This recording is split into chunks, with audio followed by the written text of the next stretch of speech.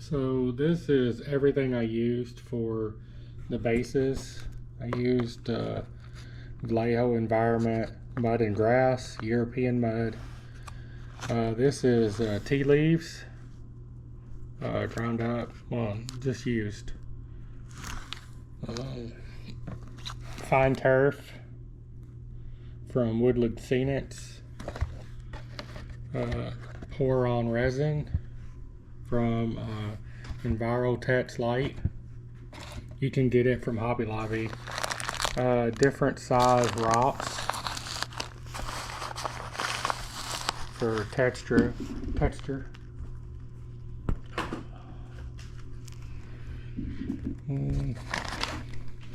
Clump foliage. This, I bought it from Woodland Scenics also. Battlefield steppe grass. And the glue I used was wood glue. This is the tea leaves. I grind it up in my hands.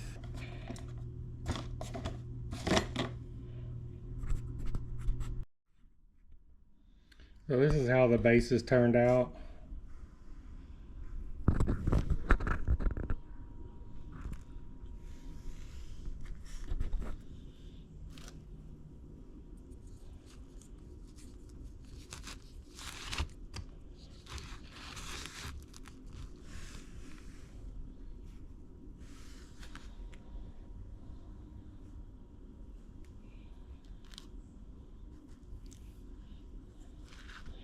So I made a video on how to do this.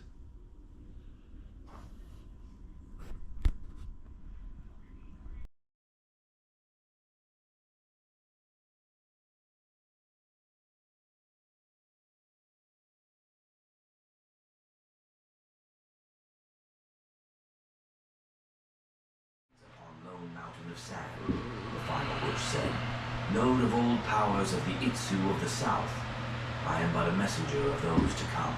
The dwarves, the elves, the Ruses, the Dwemhar. Long have you stood against us. These witches were mated with the Jinn of the desert. Do you know what malevolent creatures that creates? Do you not know the gods of the north are forbidden here? You are alone. My power grows. Dwarves are wretched creatures delving into places they should not delve. Much transpires in the darkness of the world, and soon it will be as you were shown. I have weakened, for it is my time to weaken." One of these witches reached out, manipulated small events, showed you the truth. Men were so quick to work with ones of magical power, it surprises me that they have not ascended to a stronger form within the living realm. But I hoped you would come here and destroy the forms of power here. I have many servants to continue my work, to assure the lands are made ready for the coming of a greater form. They will be but dark servants to the one that shall return the old gods to this realm. Now, we shall all laugh into oblivion, for none have power to withstand me. "Question?"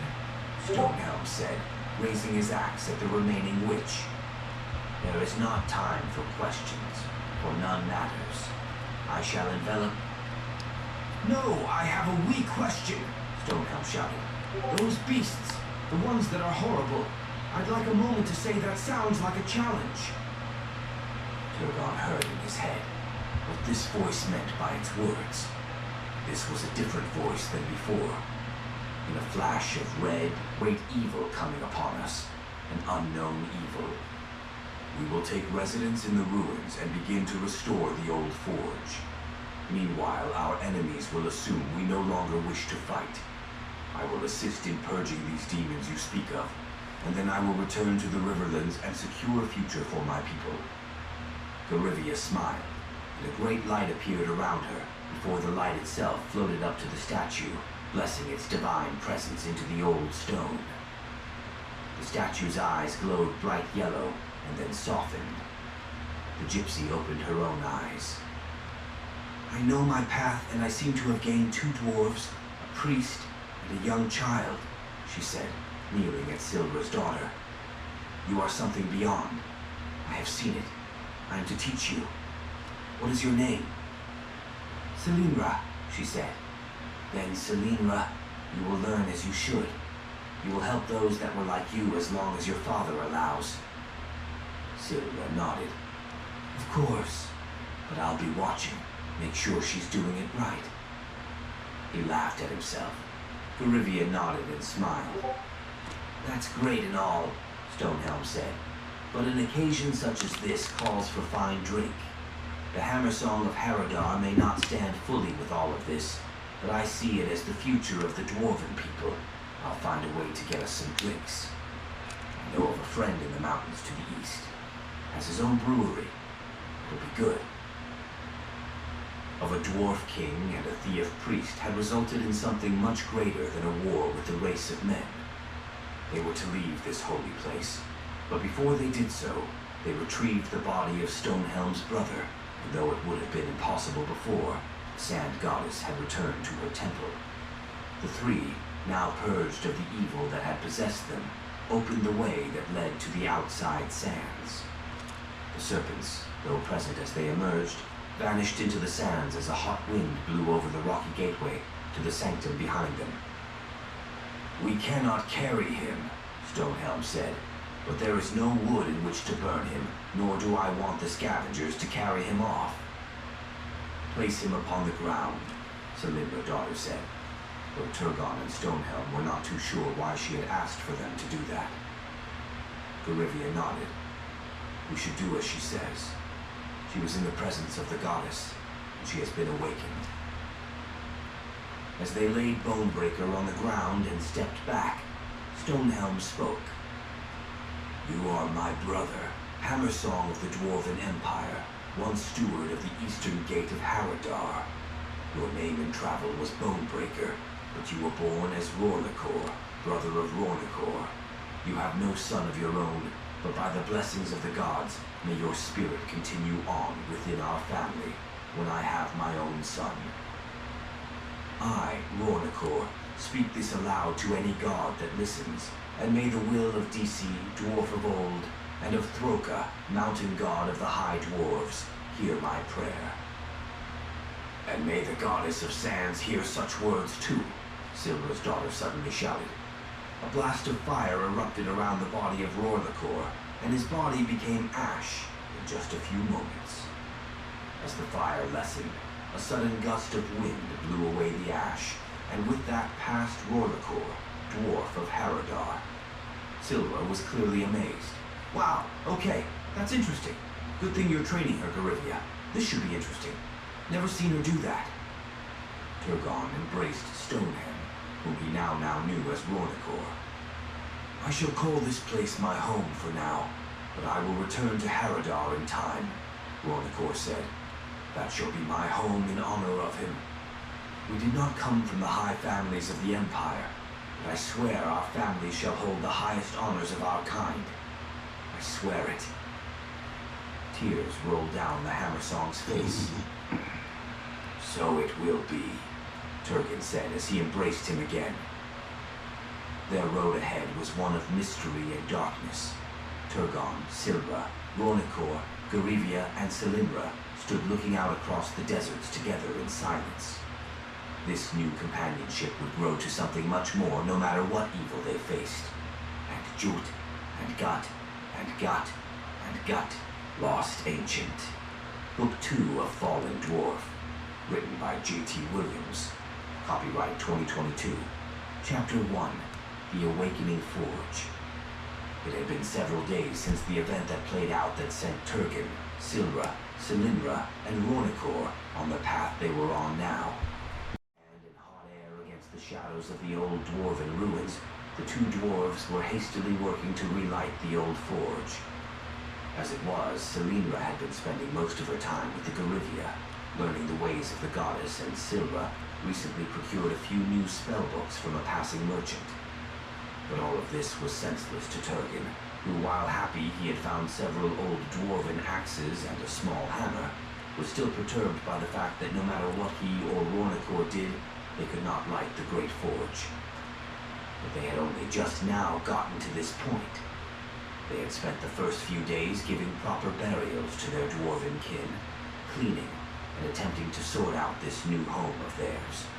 There were many odd passages and much left to explore, but many dwarven structures had internal locks that could only be opened if the forge and fire source was alight. That was the focus now. The forge was deep within the main chamber, originally covered in massive stones and wreckage from an old frame that hung down from the ceiling. It was supposed to be the simple matter of clearing out the old fuel and replacing it with hardwood, which took them 3 days to get from the top of the mountain, just above the ruins, down to where they could actually use it. But even with fresh wood, the forge kept going out. "I just don't get it," Rornacor said. "I've now tried 4 different types of wood, made a point to attempt to light the fire with coal, and every single time the damn bastard just goes back out." Turgon stroked his beard while using the small hammer to rustle about what charred wood remained inside. The truth was that dwarven forges once lit would generally slowly burn and conserve the energy even when actively being used. In this case, they were just trying to light it and keep it lit.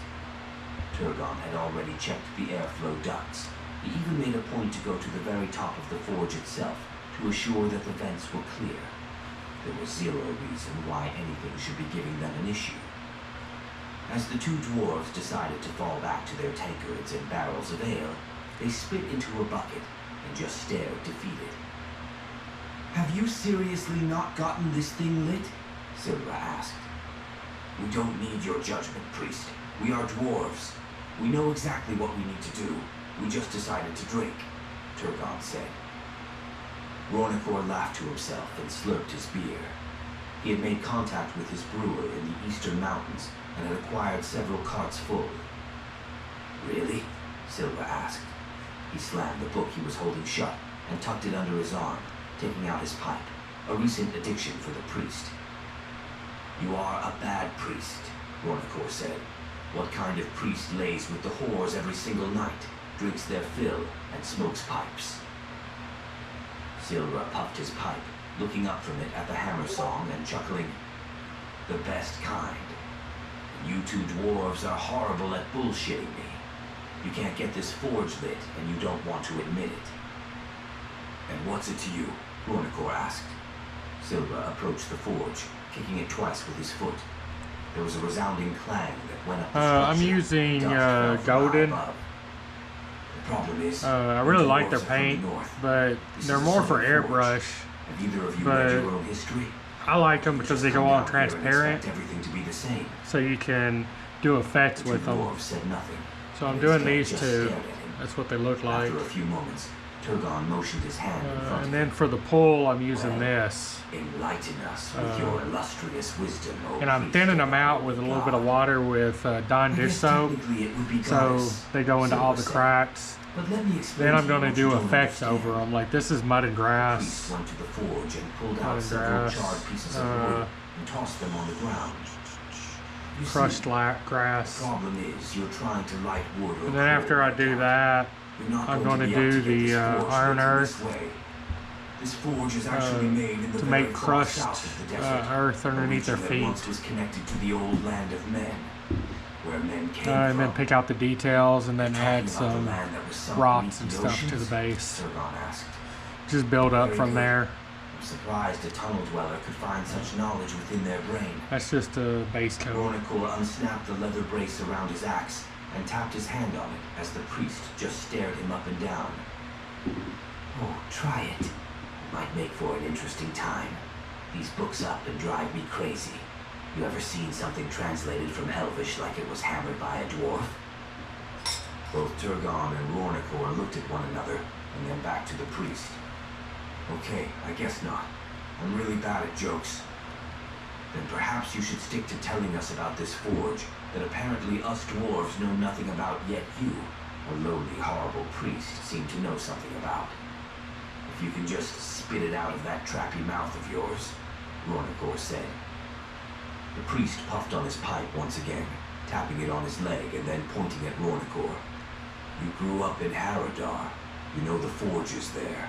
They fell tall pines using them to fuel it. There was a rhythmic beating of the mountain's heart as the fire burns bright and hot. It is not what you need here.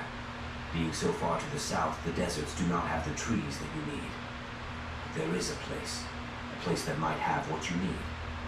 You see, it's ore. A special type of ore that once lit will burn and burn and burn. Have you not questioned why the chamber for the fire is so small? Turgon had realized this, but he thought it was perhaps just because it was a smaller forge than what they had at other dwarven cities. As he stared at it, he noticed that while the forge itself was quite large, the chamber for the fire was smaller. So what you are saying, Turgon said, is that we need a particular type of ore to fire up this forge? The priest nodded, and I will take you one step further with this. This is not a fully dwarven forge. Oh, not a fully dwarven forge, you say? What is it? An elvish fairy forge? Are we going to make sparkly little swords from it? Will trees sprout from the floor and flowers grow in the sand? Rornikor asked mockingly. You dwarves really don't like elves, do you? The priest asked. But yes, it is not of pure dwarven design. I've been studying the etchings and ruins in some of the side chasms and caves. This place was a blending of that which is Dwemhar and Dwarven. An odd combination to some, but to others that know, not odd at all. It is the same engineering that you can find all over Taria, the tunnels beneath the ground. And that, Master Dwarf, the priest said, looking at Turgon, should be rather intriguing for a dwarf who has lost contact with his warriors. Rornikor looked at Turgon, and Turgon tapped his finger on his ale. In the days since the previous events, he had heard nothing of any survivors from his grand army that was defeated. He had hoped and even prayed to the goddess that if there was any hope of any of his men or women still alive, he would hear of it. As it was, he understood that the race of men as a whole were looking for him. Though he was safe where he was, and no one would expect a random dwarf to be hiding here, he hated it. He did not wish to simply hide away, and though he had made his creed to purge the evil from the desert, he had been so wrapped up in trying to get this forge lit and restore some form of honor to the dwarfish heart within him, he had simply wallowed in the failures of the past. He looked up at Rornikor, and then over to Silva. Do you know where we can get some of this ore? The priest went to the tankard with the spout and opened it, flipping the tankard into his mouth, taking several swallows of ale. He wiped his mouth, laughing as Turgon glared at him with a raised eyebrow. I do, and it will bring much favor to the priestess if we go there. For I do believe it should have some of those unclean spirits that you have promised to kill yet have not. Consider it a duty to the priestess, and a duty to yourself and your dwarven kin to go to this place. What place? Turgon asked. Turgon thought to himself, just a place covered in sand and forgotten, a home to a dwarven wizard. Night had fallen. As Turgon had retreated to his private room within his new dwarven home in the mountain, he did not expect the arrival of the priestess. My priestess, Turgon said, seeing her suddenly appear in his doorway. I did not expect you. To what do I deserve the honor? He had been working on his respect for religious types. Though she was beautiful and respectful, it didn't change the fact that he didn't care. Dwarves care of only one god, and only like another a little. But she was neither the god of the dwarves, nor was she the god of war. She didn't say anything, and it was frightening to him. Are you here to purge me of some unclean sin? The woman laughed. No, but I understand that you are looking to head into a place within the desert. Silva told me where you intend to go looking for ore for your forge. Turgon nodded, tapping his axe that was sitting on the table. And to get to work purging the desert of the remnants of the Jinn that we fought before. You still think of your war? You still think of the dwarves that were left dead and dying in the valley? Turgon bit his lower lip and looked down to the floor. You do not have to answer. I already know the answer to my question before I ask it. But I do wonder where your heart lies in all of this. Your war brought destruction to many, and it was in losing the war that you found this place, she said, motioning with her hands. If your dwarves were to find their way here, would this be enough? or would you seek more? My family line is proud. We were not mere pebbles crawlers. We were high dwarves of the hills at one time. First, it was the dragons. Then the race of men pushed into our lands in the Riverland, taking over our minds as a great sickness overtook my people. So in my youth, I sold off all of my family possessions from a place of honor and power, and I became someone that was lucky to find work, working the smithy of some lord. So truly, I did start a war with not myself and my brothers. We grew to be a great force, as I rallied all of my people to come against those who had done the dwarves wrong. You ask me if this is enough? No, it can never be enough, but I can never get back the lives that were lost. He turned to his bottle of distilled spirit that he had taken off a merchant who came through several days earlier. He poured himself a shot, and then poured the priestess one as well. Are you going to drink, or are you too holy now? Turgon asked, throwing back the shot. The priestess, who had before been a simple gypsy fortune teller they had met, sat down with him and took her dose of poison. You know I'm tired of trying to take a straighter path. Then don't take too many shots. It makes any path a little bit curved. They both laughed and the mood was refreshed. I have sensed the thoughts of the goddess, and she does not wish for war to come here. She wishes for this place to be holy and remain that way. She wishes for this place to be a beacon for others of your kind to come and live in peace. The dwarves have long been a people of war and chaos. You have a chance to make something new. Turgon nodded, pouring himself another shot, but only sipping this one. Your goddess is wise. For in truth, no dwarf seeks war for the sake of war. I lost my children in that war. I do not want anything of that old life, and I can admit that I made choices during my time as a war king that were not as honorable as I prefer. Why do you ask all of this? Why do you question my soul in such things as I seek to go purify a place for your goddess? Because I am more than a goddess. I feel I can speak clearly and purely about such things with you. There is something else on the verge of our lands. Contrast, a force that has arisen in the chaos that you sowed. Then what is it? I know the kingdoms of men look for me. It is not the kingdoms of men. It is someone or something else.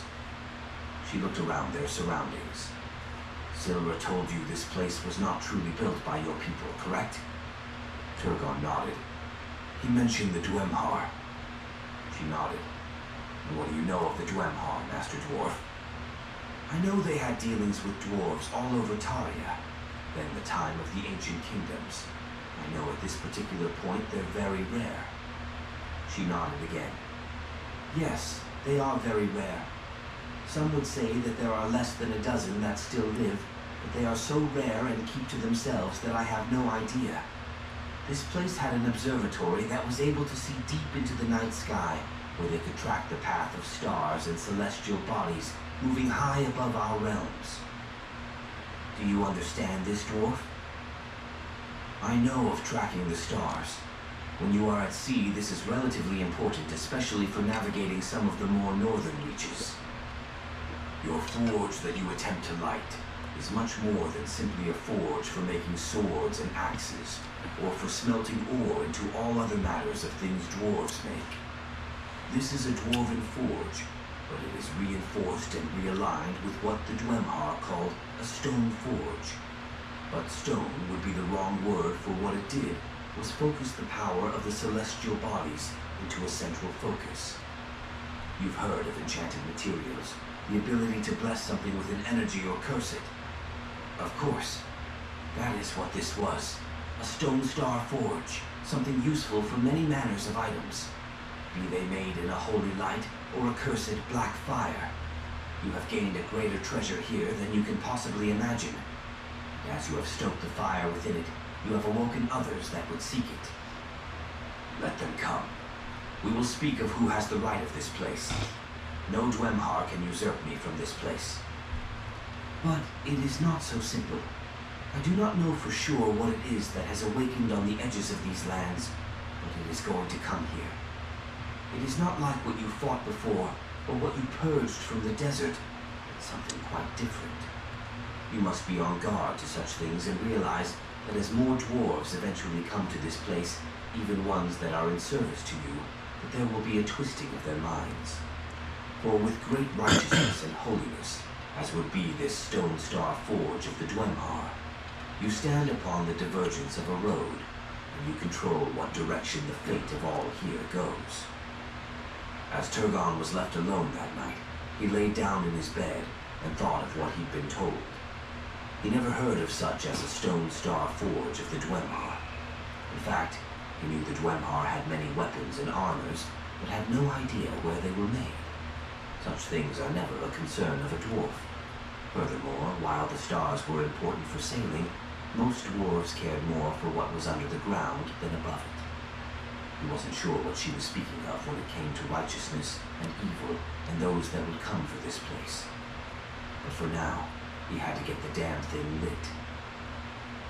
Morning would come, and with morning he understood that Silra would be able to direct them where they were to go. It looked as if their next adventure was beginning. Turgon had made his way out of the Dwarven Temple to find 3 camels already packed and ready to go even before the sun had crest the horizon. The air was crisp, but normally it was just dry and smelled slightly of nothing. There seemed to be a strange scent in the air, unlike anything he had smelt in some time. "Tea. I have tea," he heard Silra say. As Silra came from a small hut off to the side recently built to hold goats, Rornikor stood just a few paces away with his arms crossed. "Tea? Why would you drink tea? Are we all out of ale?" Rornikor said. Turgon laughed as Silra brought each of them a mug. "Yes, I made tea. I figured it better not to be drunk," he said, nodding. "And clearly you haven't lived long enough. Everything is better when you're slightly drunk, not fully drunk." He made a point, raising a single finger. "But just a little drunk. Everything. Fighting, fucking, everything."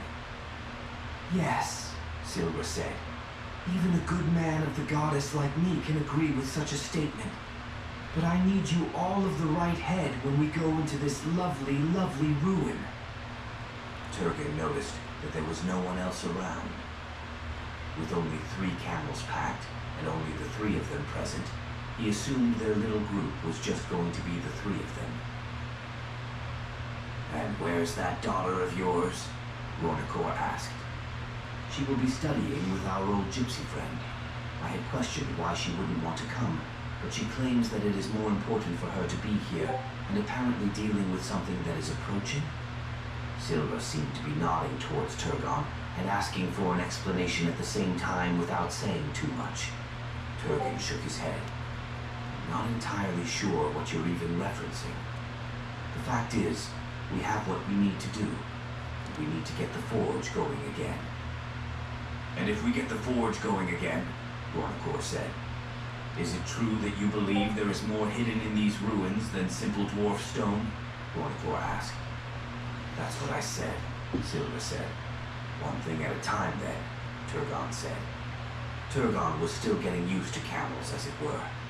Though he had grown up with horses and ponies, and even a few times where he, of course, had ridden a lizard, camels were strangely unbalanced for someone like a dwarf.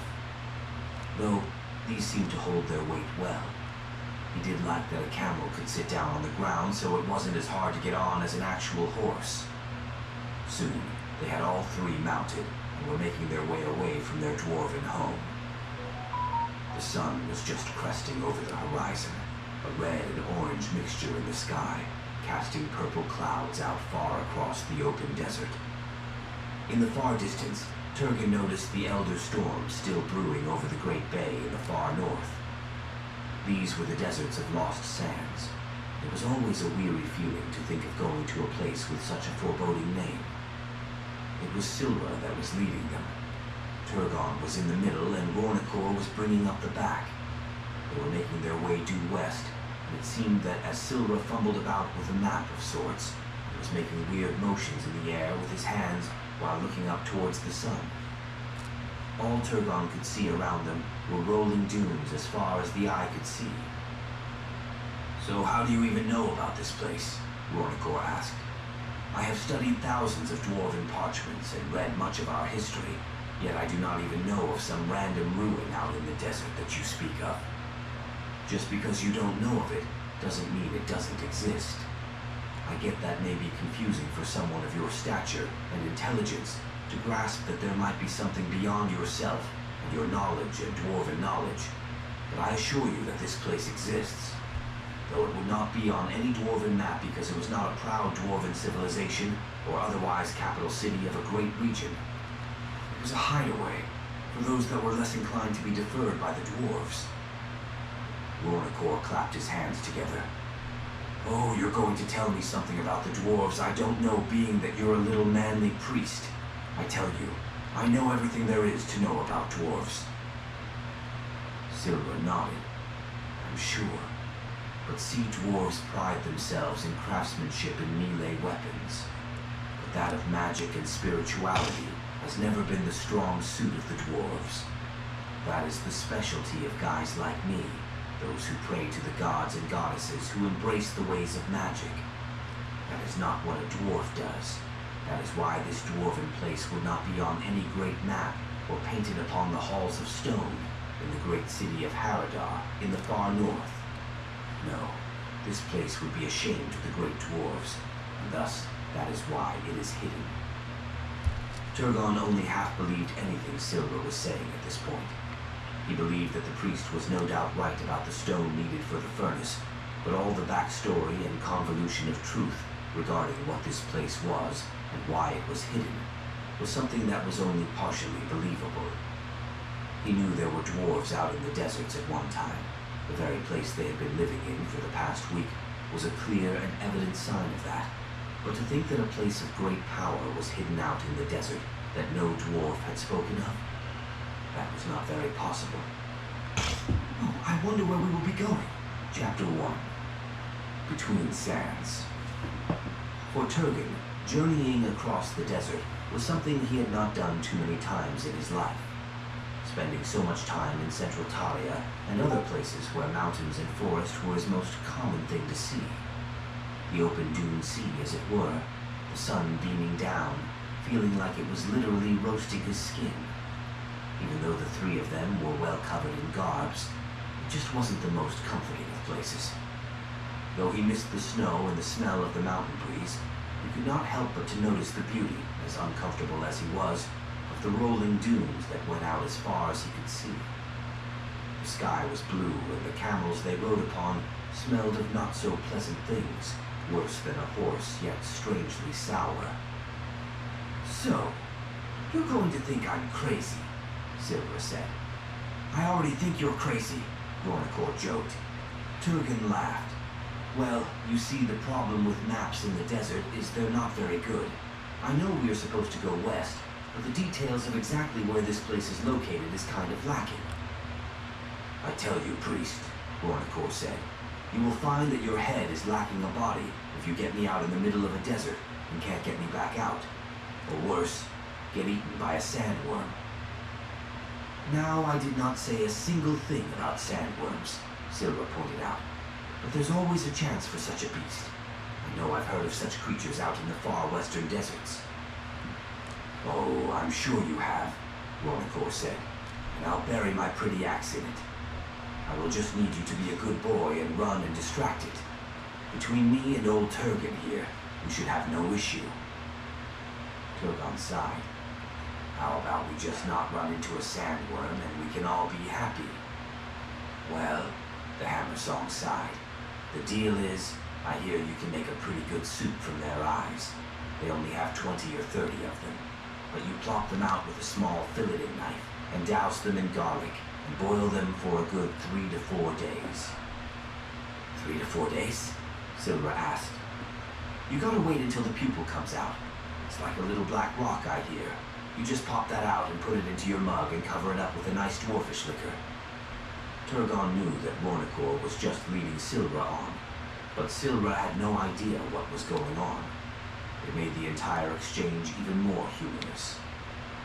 Okay, Silver, where exactly are we going aside from just a general western direction? I see mountains in the far distance, and if I was a guessing dwarf, I would assume that is where we're going. Silver nodded. Yes, kind of. Rornacor coughed. Kind of. Kind of? How are we kind of going to the only range of mountains in the distance? Because we are going towards them. We are not going to them. There is a significant difference in my wording. You see, we don't need to go to the actual mountains. We just simply need to go to a place near the mountains. Hey, Turgon, Rornacor said. Yes, Rornacor? Do we have to keep the priest? I mean, I could take him out right here. I will have you know that I am a servant of the goddess now. You shall not cause harm unto me. Okay, you little gangly man, Rornacor said. But if I decide to come unto harm, you will be harmed one way or another. You two are the greatest traveling partners I've ever had, Silva said. Okay, this is actually what we're doing. I know you may not like it. Here we go, Rornacor sighed. You see, there was an old story. This story is a short one. The way you're starting, I can't tell, Turgon said. Okay, I'll try to make it short. Basically, at one time, there was a weird temple in the middle of the desert. There was a boy trying to get to the temple. The problem was, the desert was haunted, and you couldn't just wander in one direction because you would be turned around by the djinn, and you would go mad. But there was a single structure before a hazy desert. It was here that there was a strange sign on the outside of the structure with a simple red triangle. When you entered the structure, you would find nobody. And if you looked on top of the structure, a simple platform, you would see nobody. Oh, Rornacor said. We need to find the structure so I can put your body in it. And then there will be a body in there. And then we're going to go back from where we came. And we'll figure something else out to get what we need. It's like you don't know the story at all, Silva said sarcastically. No, there was someone on top, but you could not see it with a normal eye. It takes the eye of a priest to look upon this person, and once you can get to the temple. Guess which temple it was? Neither dwarf even opened their mouth to guess.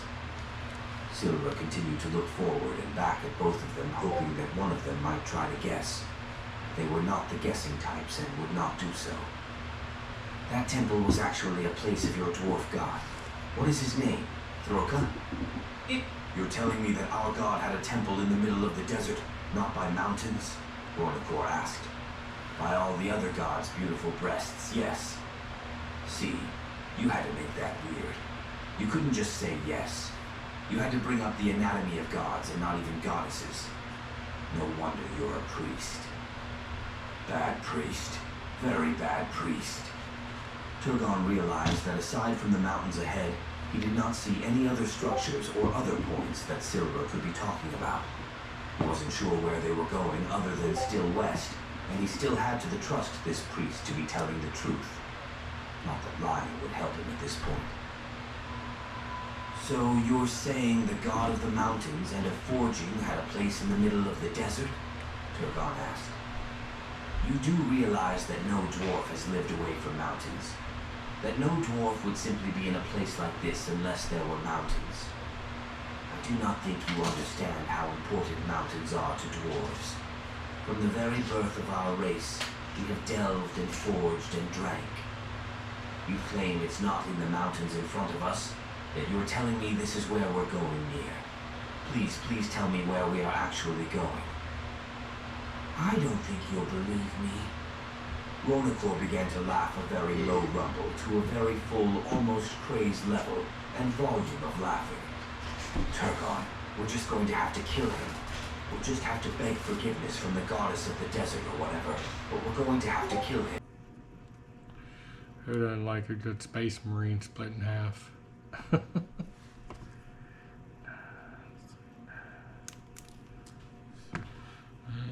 I mean, like, see him right there. He's dead. Wherever he sits.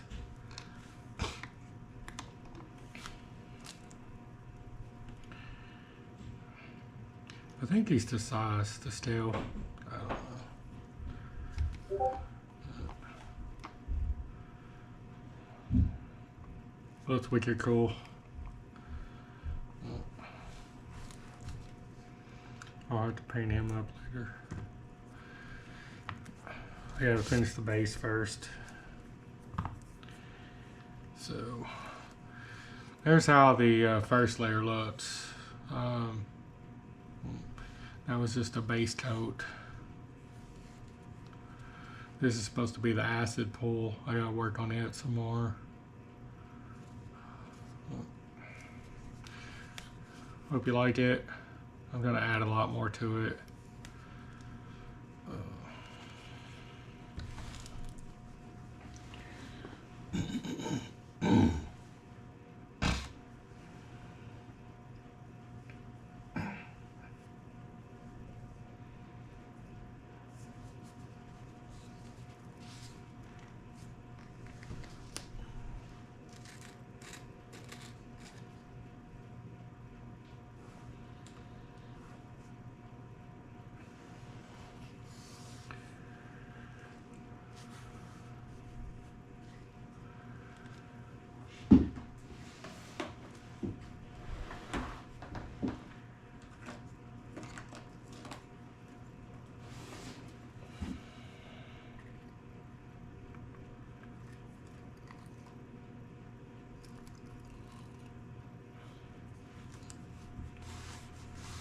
That's what it looks like.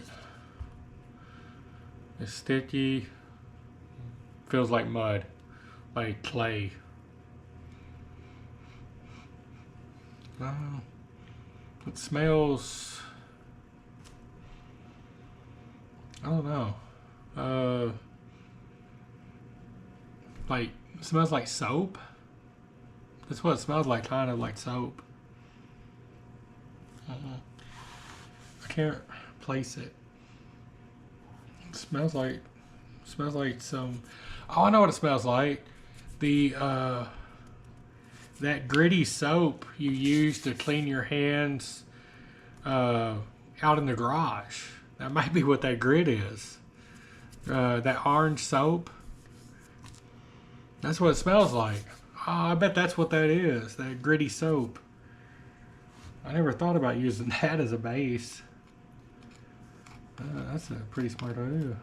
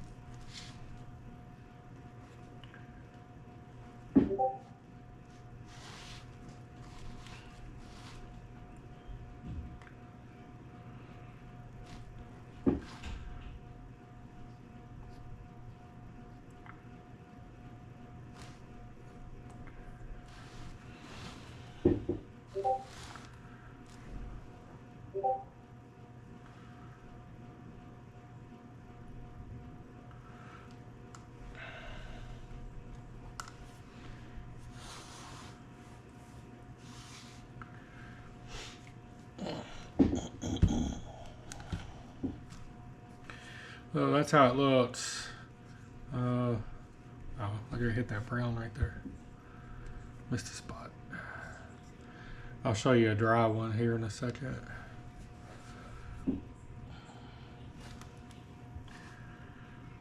Missed this.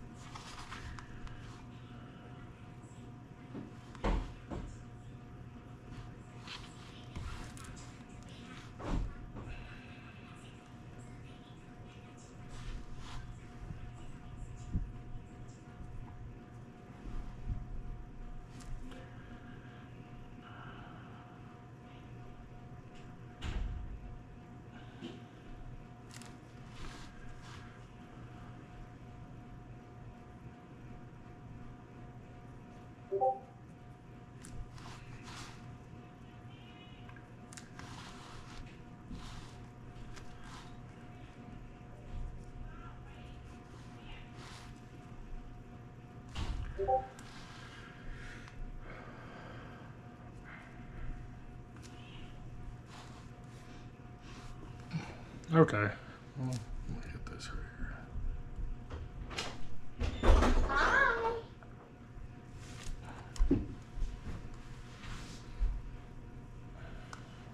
Are you making another painting of the model for the game? I'm doing the bases.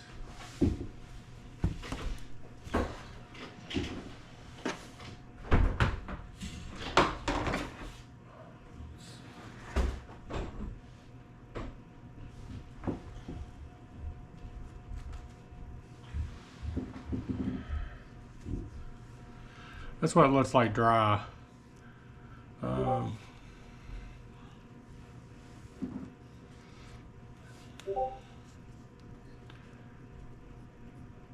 it's dry enough now. And then I'm going to go over it with this basing material. And then after that, then I'm going to put rocks and grass on it, and plants and leaves and all kinds of other stuff. Maybe some barbed wire, and then a couple dead space marines. Like, I've got one here. That I've got a bunch of these. Let's see where they're at.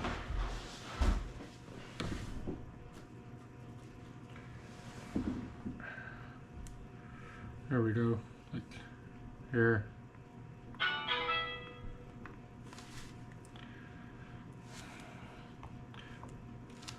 It's got,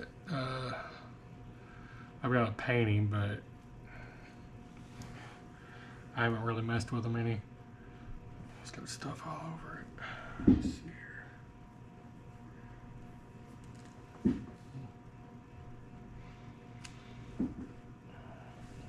we go.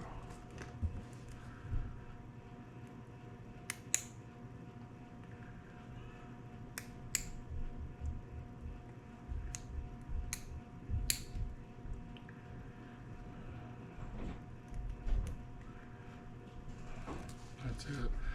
He's got his guts coming out of his stomach. He's torn in half, and that's supposed to be all his entrails.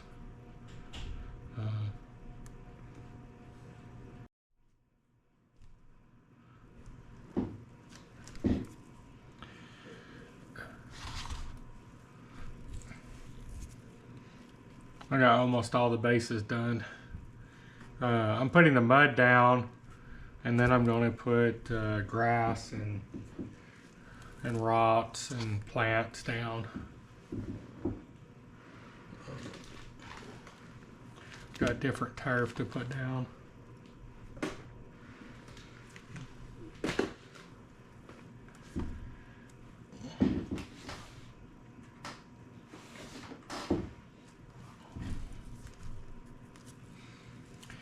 I got this guy left.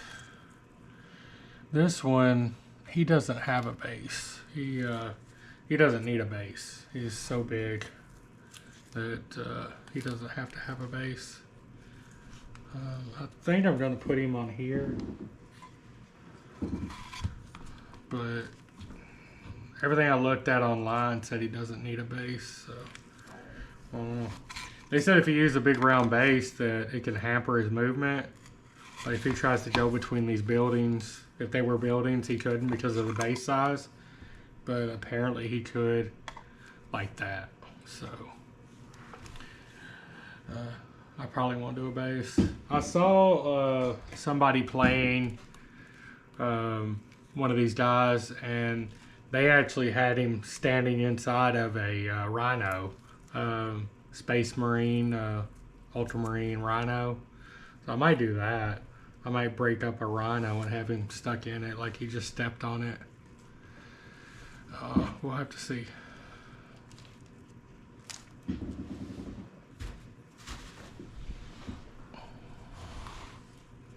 Almost run out of all this. Hopefully I don't run out.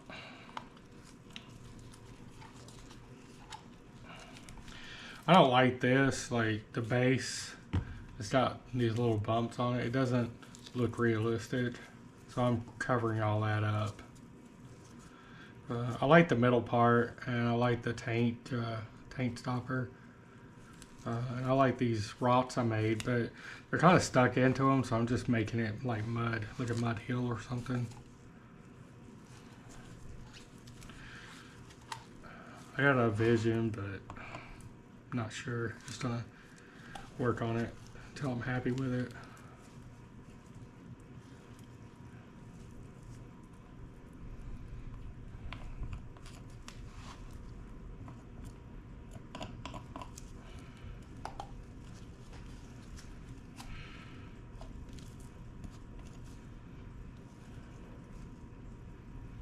I was gonna paint them gray, but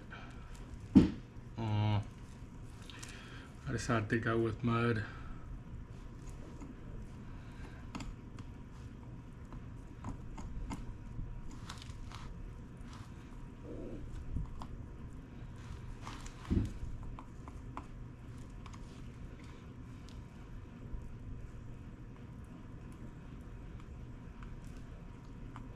And plus mud, their feet would sink into the ground, so it kind of makes sense.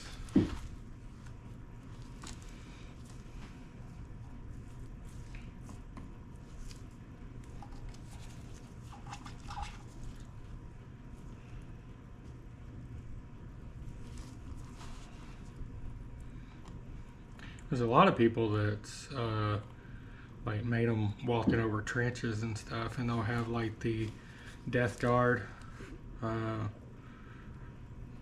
ones that wear the gas mask in between the trenches. Or not death guard, the, geez, what are they? They wear the gas mask. The Death World of Creed.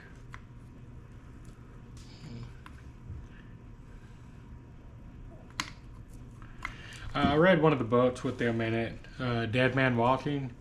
Really good book. I loved it. They're fighting Necrons. I like the Necrons. I have a Necron army. I need to paint them. Debating on painting them next or painting Tyranids.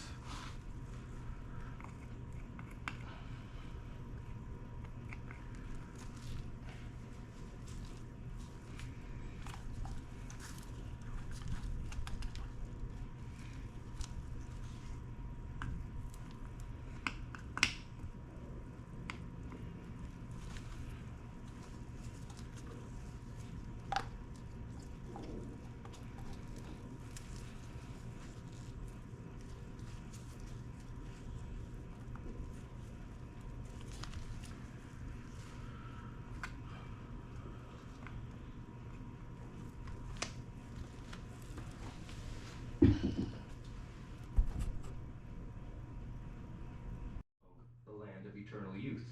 Each one of them as likely to gut you as hug you. They don't dig me all that much, so I try to settle in places they can't reach very easily. They have all sorts of gateways to Earth in the old world, but in the new world, they need oak, ash, and thorn to make the journey. And those trees don't grow together too often in Arizona. I have found a couple of likely places, like the White Mountains near the border with New Mexico, and a riparian area near Tucson. But those are both over 100 miles away from my well-paved neighborhood near the university in Tempe. I figured the chances of the Fae entering the world there and then crossing a treeless desert to look for a rogue druid were extremely small. So when I found this place in the late 90s, I decided to stay until the locals grew suspicious. It was a great decision for more than a decade. I set up a new identity, leased some shop space, hung out a sign that said Third Eye Books and Herbs, an allusion to Vedic and Buddhist beliefs because I thought a Celtic name would bring up a red flag to those searching for me, and bought a small house within easy biking distance. I sold crystals and tarot cards to college kids who wanted to shock their Protestant parents, scores of ridiculous tomes with spells in them for lovey-dovey Wiccans, and some herbal remedies for people looking to make an end run around the doctor's office. I even stocked extensive works on druid magic, all of them based on Victorian revivals, all of them utter rubbish, and all vastly entertaining to me whenever I sold any of them. Maybe once a month I had a serious magical customer looking for a genuine grimoire, stuff you don't mess with or even know about until you're fairly accomplished.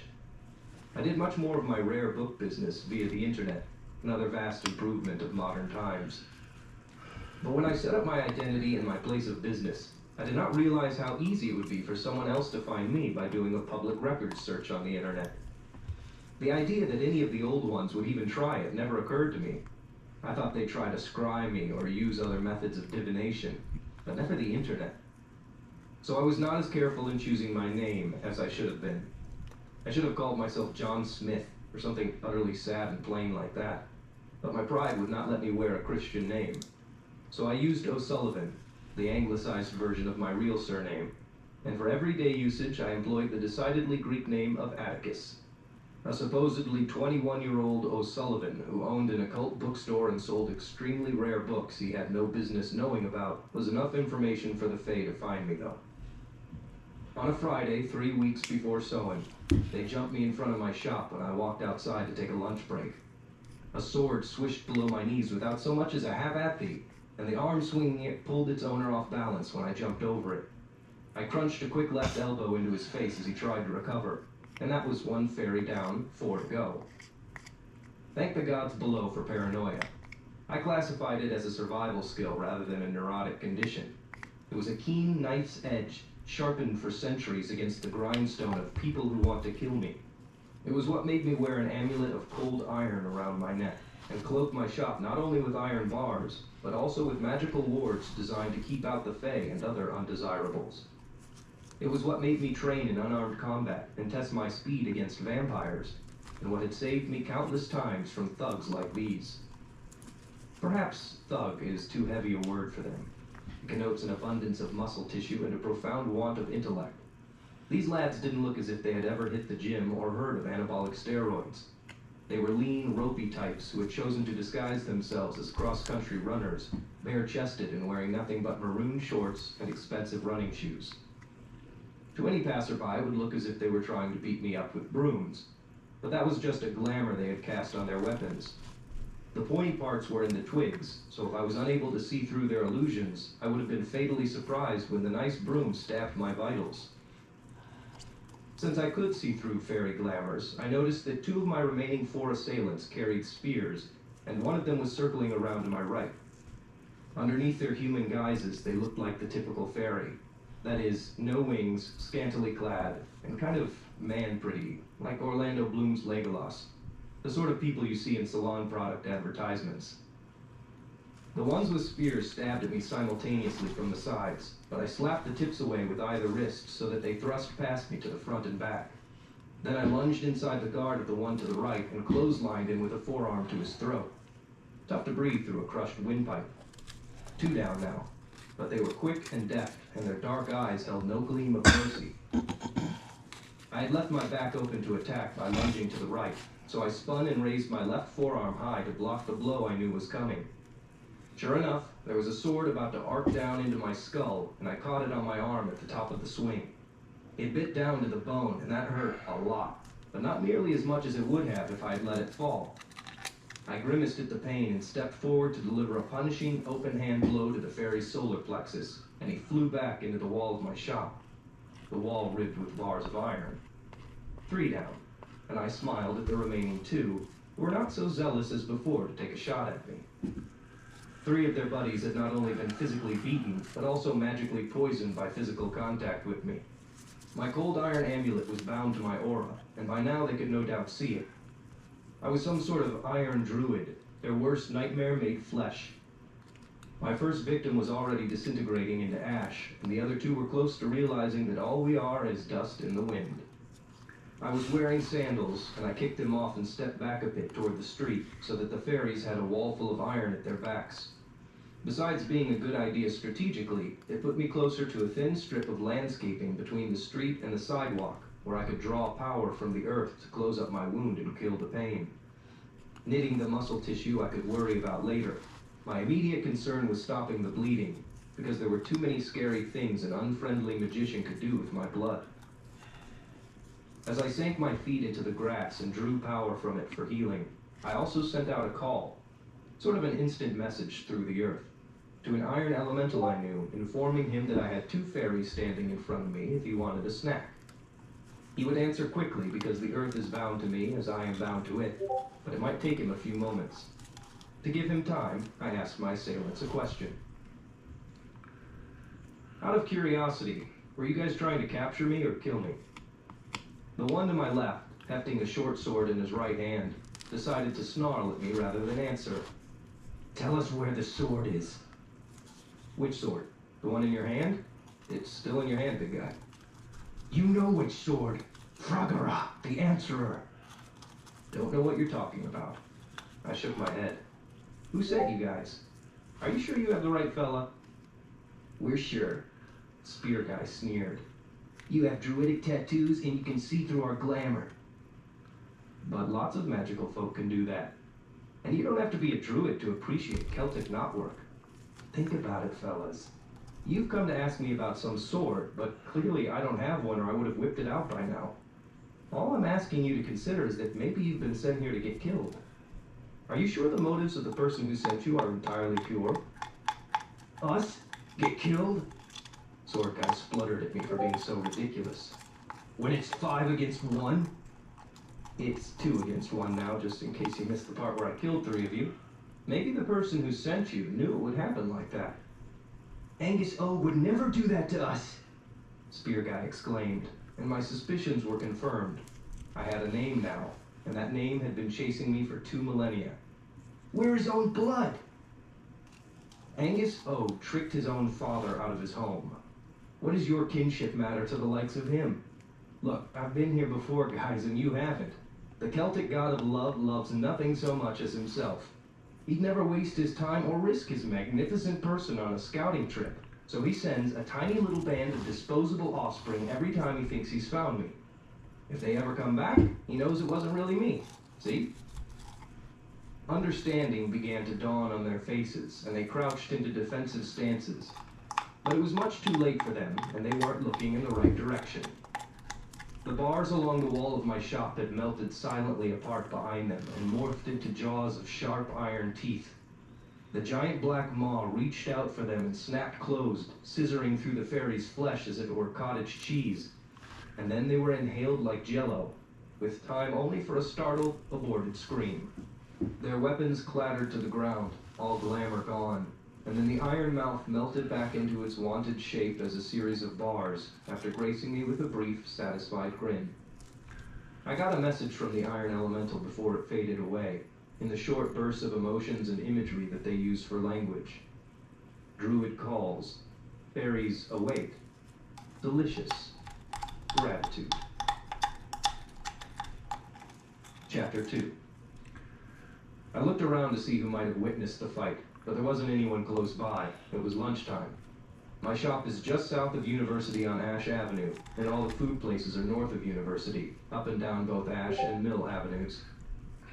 I collected the weapons off the sidewalk and opened up the shop door, grinning to myself at the out to lunch sign. I flipped it around to say open. Might as well do some business, since cleaning up would keep me tied down to the shop. Heading over to my tea station, I filled a pitcher with water and checked my arm. It was still red and puffy from the cut, but doing well, and I had the pain firmly shut down. Still, I didn't think I should risk tearing the muscles further by asking them to carry water for me. I'd have to make 2 trips. I grabbed a jug of bleach from under the sink and went outside with it, leaving the pitcher on the counter. I poured bleach on every blood stain and then returned for the pitcher to wash it all away. After I'd satisfactorily washed away the blood, a giant crow flew into the shop behind me as I opened the door to return the pitcher. It perched itself on a bust of Ganesha, spreading its wings and ruffling its feathers in an impressive display. It was the Morrigan, Celtic chooser of the slain and goddess of war, and she called me by my Irish name. Sheehan O'Sullivan, She croaked dramatically. we must talk. Can't you take the form of a human? I said, placing the pitcher on a rack to dry. The motion caused me to notice a spot of blood on my amulet, and I removed it from my neck to wash it off. It's creepy when you talk to me like that. Birdbeaks are incapable of forming fricatives, you know. I did not journey here for a linguistics lesson, The Morrigan said. I have come with ill tidings. Angus Og knows you are here. Well, yes, I already knew that. Didn't you just take care of 5 dead fairies? I laid my necklace on the counter and reached for a towel to pat it dry. I sent them on to Manannán MacLear. She said, referring to the Celtic god who escorted the living to the land of the dead. But there is more. Angus Og is coming here himself, and may even now be on his way. I went still. Are you quite certain? I asked. This is based on solid evidence? The crow flapped its wings in irritation and cawed. If you wait for evidence, it will be too late.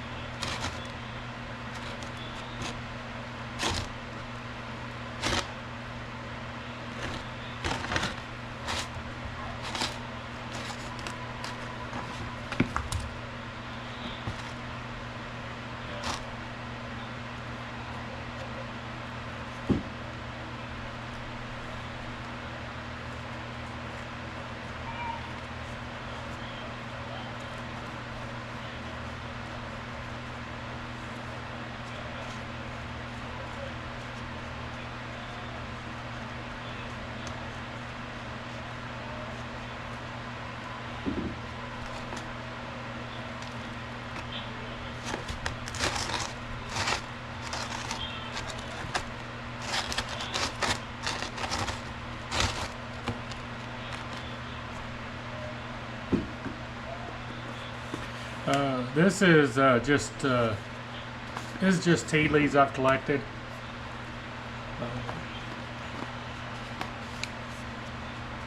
Just dry tea leaves. It looks good for underbrush. Leave it on there for a few minutes. Start another one while that's setting.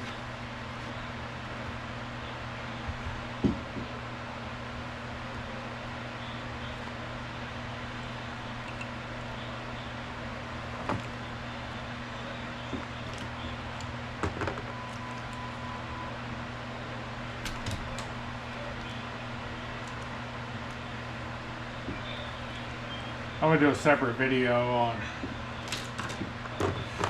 magnetizing all this.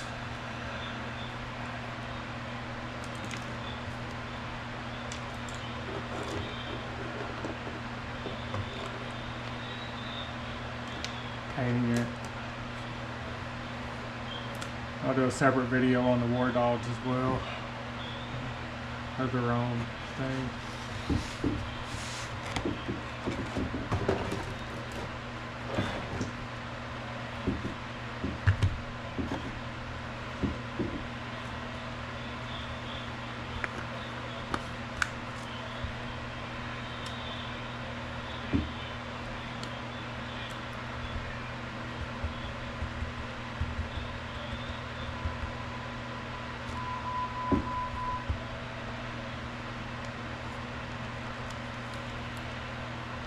I have a lot of basic material I've bought over the years. Just seem to collect it because you can't use a lot, so. And I buy the modeling stuff for the train sets mostly, just because you get a lot more. Let me see, like this.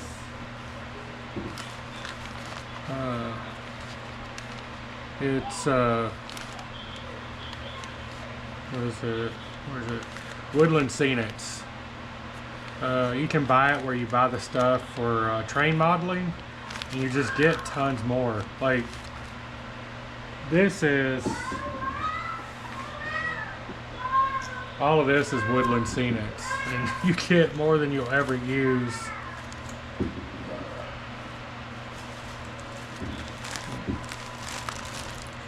All of this is woodland scenics. You just get so much.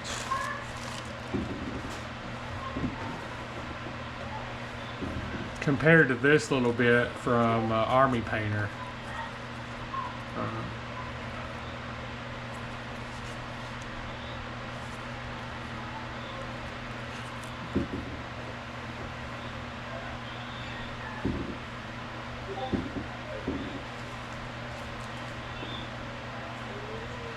Like these are the same price from Army Painter. This is $6.99 compared to this is $6.99. So you just get double, sometimes triple.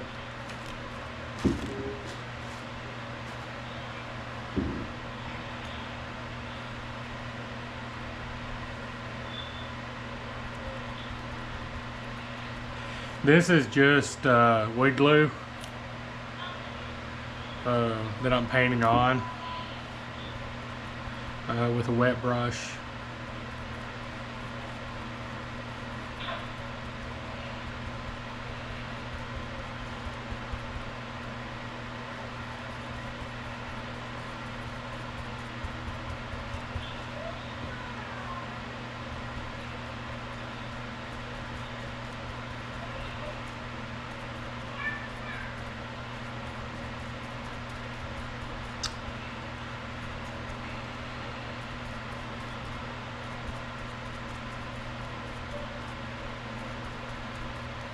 Trying to keep it off the base, so I'll have to clean up the base if not. Or I mean the edge.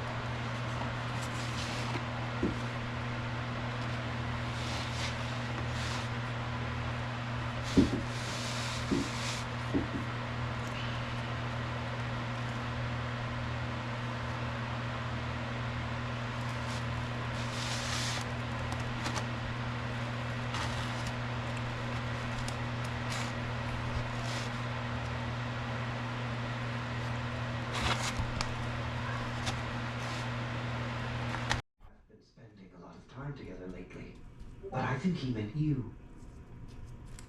The Morgan and I have a certain understanding, though it's too uncertain for my taste. She will not come for me as long as my existence continues to drive Angus Og into twitching spasms of fury. It's not exactly a friendship. She's not the sort of creature that allows it. But we've known each other a long time, and she drops by every so often to keep me out of trouble. It would be embarrassing for me, she explained once as she was ushering me out of the Battle of Goroth. If you got yourself decapitated and yet you didn't die, I would have some explaining to do. Dereliction of duty is difficult to justify. So from now on, do not put me in a position where I must take your life to save face. The bloodlust was still on me at the time, and I could feel the power coursing through my tattoos. I was part of the Fianna during that episode, and there was nothing I wanted more than to have a go at that pompous snot King Carbra. But the Morgan had chosen sides, and when a goddess of death says to leave the battle, you leave the battle. Ever since I earned Angus Og's enmity, all those centuries ago, she has tried to warn me of mortal dangers coming my way, and while she occasionally exaggerates the danger, I suppose I should be grateful she never underestimates it, or neglects to warn me at all. He could have been playing with your mind, Morrigan, I said. Angus is like that. I am well aware. That is why I consulted the Flight of Crows and found them ominous regarding your position here. I made a face and the Morrigan continued before I could say anything. I knew that such augury would not be sufficient for you, so, seeking more specifics, I cast the wands. Oh, I said. She had actually gone to some trouble. There are all sorts of ways to cast lots or runes, or otherwise practice divination by interpreting the random as the pattern of the future. I prefer them all to watching the flight of birds or watching clouds, because my involvement in the casting centers the randomness on me. Birds fly because they want to eat or mate or grab something for their nest, and applying that to my future or anyone else's seems a ludicrous stretch to me. Logically, throwing some sticks on the ground and making predictions is little better, except that I know that my agency and will in the ritual provide enough focus for fortune to stop and say, here's what's coming soon to a theater near you. There used to be a class of druids that practiced animal sacrifice and read the future from entrails, which I kind of thought was messy, and a waste of a good chicken or bull or whatever. People today look at those practices and say, that's so cruel. Why couldn't they simply be vegan like me? But the druidic faith allows for a pretty happy afterlife, maybe even a return trip or 10 to Earth. Since the soul never dies, taking a knife to some flesh here and there is never a big deal. Still, I never got into the whole sacrificing thing. There are far cleaner and more reliable ways to peek under fortune's skirts. Druids like me use 20 wands in a bag, each marked with Ogham script, representing the 20 trees native to Ireland, and each carrying with it a wealth of prophetic meaning. iPad. Much like tarot, these wands are interpreted differently depending on which direction they fall in relation to the diviner. There is a positive set of meanings if they fall upright, a negative set if they fall downward. Without looking, the caster draws 5 wands from the bag and tosses them on the ground in front of him. then tries to interpret the message represented by their arrangement. And how did they fall? I asked the Morrigan. 4 of them were fell, she said, and waited for that to sink in. It wasn't going to be a happy time. I see. And which of the trees spoke to you? The Morrigan regarded me as if her next words would cause me to swoon like a corseted Jane Austen character. Fern, Chine, Nieto, Ura, Dio. Alder, holly, reed, heather, and yew. The first represented a warrior and was simultaneously the most clearly interpreted and the most vague. The others all suggested that some pretty dire shit was going to befall said warrior, whoever he was. Holly signaled challenges and ordeals, reed screamed of fear, heather warned of surprises, and yew prophesied death. Ah, I said, as nonchalantly as I could. And how precisely did the alder and the yew fall in relationship to each other? The yew crossed the alder. Well, that was fairly clear. The warrior was going to die. He'd be surprised by its arrival, scared witless, and he'd fight maniacally against it, but his death was inevitable. The Morrigan noted my acceptance of the casting and said, So where will you go? I've not decided yet. There are even more isolated places in the Mojave Desert. She suggested, with a slight emphasis on the name. I think she was trying to impress me with her knowledge of American geography, since she had bungled the Iraq thing. I wondered if she knew about the dissolution of Yugoslavia, or if she even knew that Transylvania was now part of Romania. Immortals don't always pay much attention to current events. I mean, Morrigan, I have not decided to go yet. The crow on the bust of Ganesha said nothing, but the eyes flashed red for a brief second, and that, I admit, made me a bit uncomfortable. She really wasn't my friend. One day, and it could be today, she would decide I'd lived far too long and grown far too cavalier, and that would be it for me. Just give me a few minutes to think about the casting, I said, and realized immediately afterward that I should have chosen my words more carefully. The red eyes came back, and the crow's voice was pitched lower than before, with minor harmonics in it that raised the hairs on the back of my neck. You would pit your divination skills against mine? No, no, I hastened to reassure her. I'm trying to catch up with you, that's all. Now, I'm just thinking aloud here, okay? That alder wand, the warrior, that does not necessarily have to mean me, does it? The red eyes faded back to a more natural black, and the Morrigan shifted her weight impatiently on the bust. Of course not, she said in her normal tone. The minor harmonics were gone. It could technically be anyone who fights you, should you prevail. But my focus was on you when I made the casting, and so you are most likely to be the warrior the Alder Wand represents. This fight is coming, whether you will or no. But here's my question. You've let me live for centuries because it vexes Angus Oak. Angus and I are probably linked somewhat in your mind. So when you did the casting, is it not possible that Angus Oak was also in your thoughts? The Morrigan cawed and hopped onto Ganesha's trunk, then hopped back up to the top of the head, twitching her wings a bit. She knew the answer, but she didn't like it because she knew where I was going with this.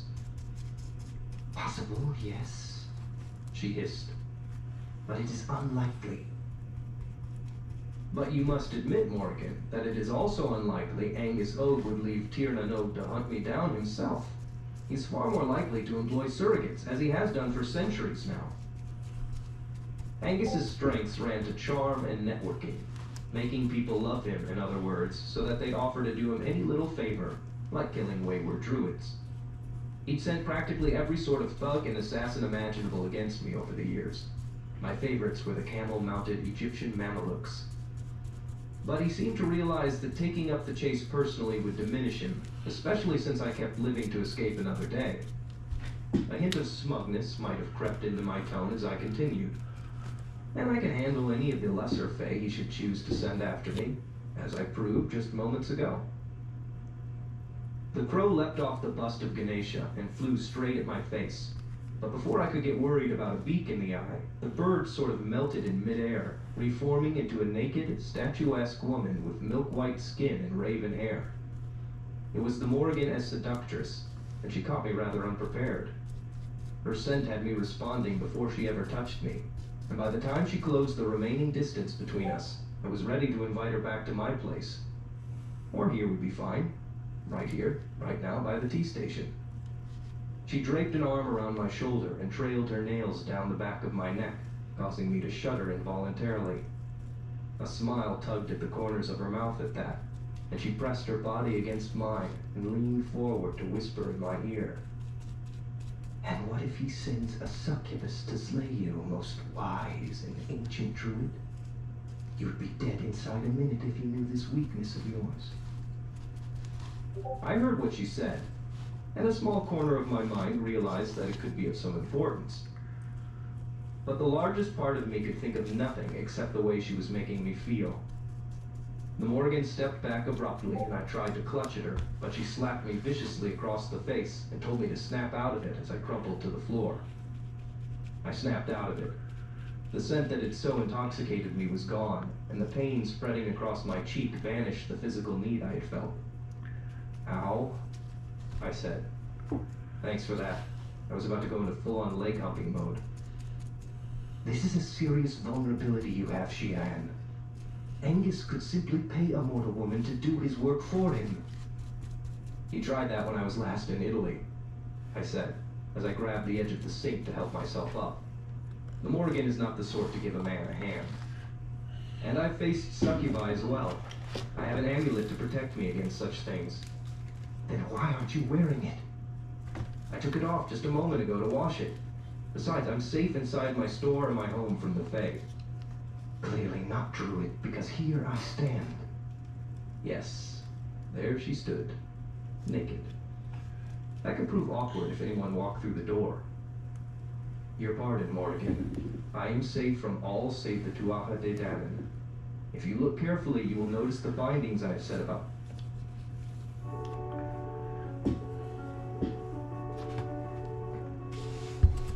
From there, I closed up my shop a couple of hours early and headed home on my mountain bike with my necklace tucked inside my shirt, worrying a bit about what might be waiting for me there. I headed west on University from my shop and took a left on Roosevelt, heading south into the Mitchell Park neighborhood. Before the dams got put up on the Salt River, the area was floodplain land with very fertile soil. It was farmland originally, and the lots were gradually subdivided and built up from the 1930s through the 60s, complete with front porches and irrigated lawns. Usually I took my time and enjoyed the ride. I would say hello to the dogs who barked a greeting at me, or stop to chat with the widow McDonough, who liked to sit on her front porch, sipping sweaty glasses of Tullamore Dew as the sun set. She spoke the Irish with me and told me I was a nice young lad with an old soul, and I enjoyed the conversation and the irony of being the young one. I usually did her yard work for her once a week, and she liked to watch me do it, declaring loudly each time that, If I were 50 years younger, laddie, I'd jump your wee bones and tell no one but the Lord, you can be sure. But today I hurried, tossing a quick wave at the widow's porch and churning my legs as fast as they would go. I took a right onto 11th Street and slowed, stretching out my senses in search of trouble. When I pulled up to my house, I did not go in right away. Rather, I squatted near the street and sank the fingers of my tattooed right hand into the grass of my lawn to check on my defenses. My house was built in the 50s, a north-facing cottage with a white-posted raised porch and a flower bed in front of it. The lawn in front is dominated by a single towering mesquite tree planted to the right of center, while the driveway on the right leads into a garage. A flagstone path goes from the driveway to my porch and the front door. My front window told me nothing, being cast completely in late afternoon shadow. But by examining my wards through the grass, yes, someone was there. And since no mortal or lesser fae could ever break through the wards on my house, that meant I had two choices. Get the hell out now, or go find out which member of the Tuatha De Danann had untied my knots and was waiting for me inside. It could be Angus Oak, and the thought chilled me even though it was nearly 100 degrees outside. Arizona does not cool down to sensible temperatures until the second half of October, and we were still a week or so away from that. But I could not imagine him leaving Tiernan Node, despite the Morrigan's insistence that he was on his way. So I checked in with my pet. Well, I should say in all honesty, my friend, Oberon, with whom I was specially bound. How goes it, my friend? Atticus, someone is here. Oberon answered from the backyard. I didn't pick up any tension in his thoughts. I rather got the impression that his tail was wagging. The fact that he had not been barking on my arrival was another clue that he thought everything was fine. I know. Who is it? I do not know. I like her though. She said perhaps we would go hunting later. She spoke to you, in your mind, like me? It took some effort to make an animal understand human language. It was not a simple binding, and not all of the Tuatha De Danann would bother. Most often they confine themselves to communicating emotions and images, as one does when speaking to an elemental. She did. She told me I remind her of my sires of old. High praise. Oberon was indeed a magnificent specimen of Irish wolfhound, with a rich dark gray coat and sturdy constitution.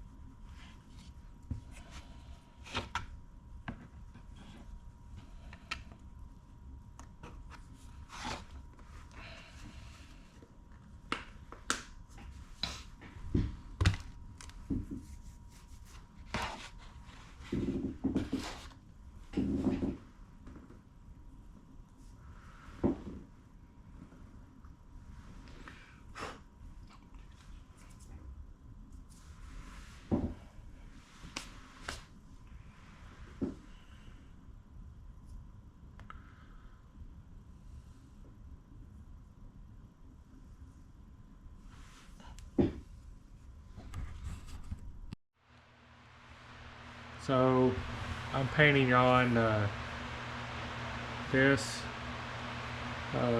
wood glue and then adding water to it and spreading it out, and then I'm going to put this on there, fine tough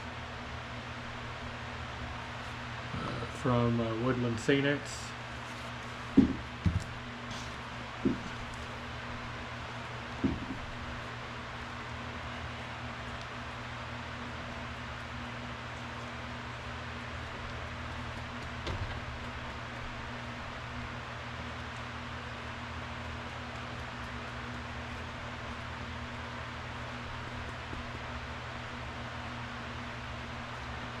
There's one I've added to already.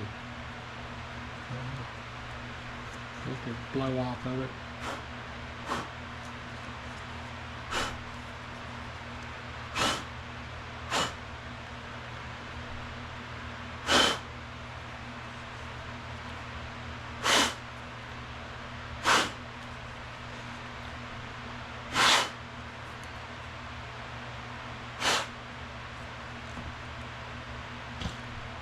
Gonna add some more to this, other textures on top of it.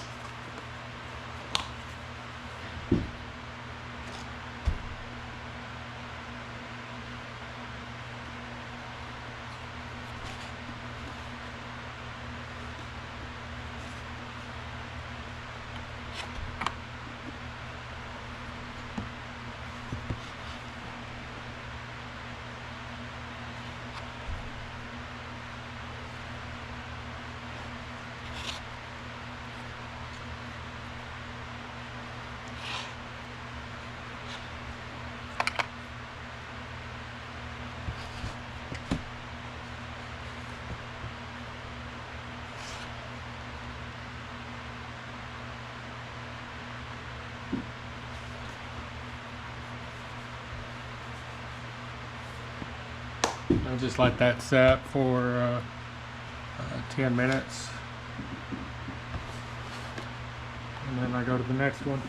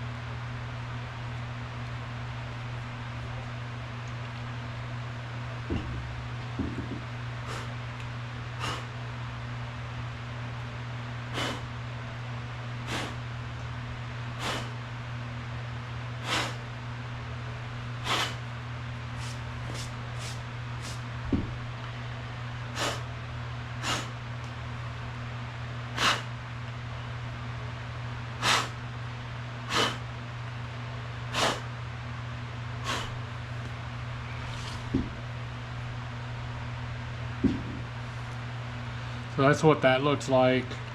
And I'm going to keep adding to it and adding different parts.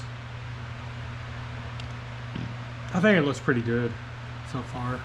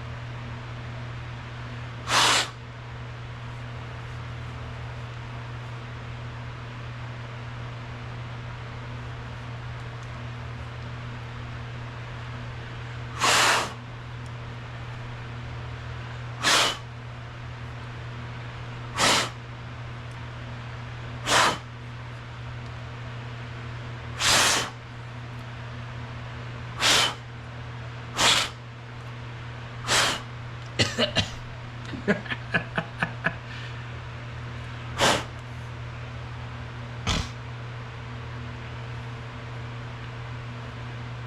think it's coming together good. I'm trying to make it look like an old, very old jungle floor, or very old swamp floor. I'm gonna add some bushes to it, some taller grass and stuff, and leaves. Just keep adding up on this. I like it. I hope y'all like it.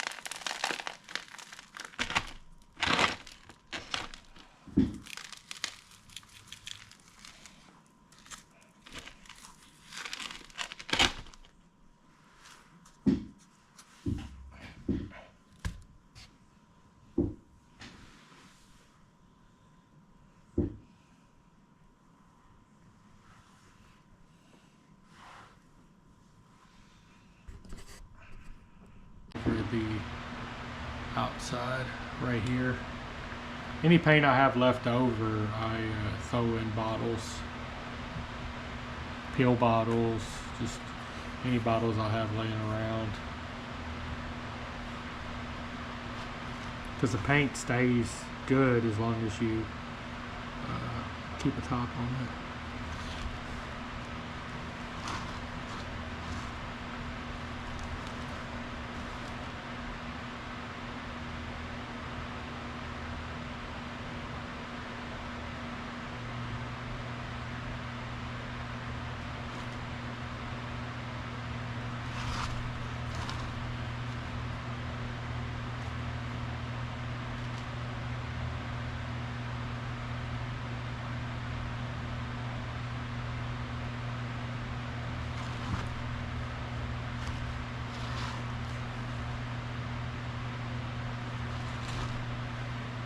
So that's basically what I'm doing.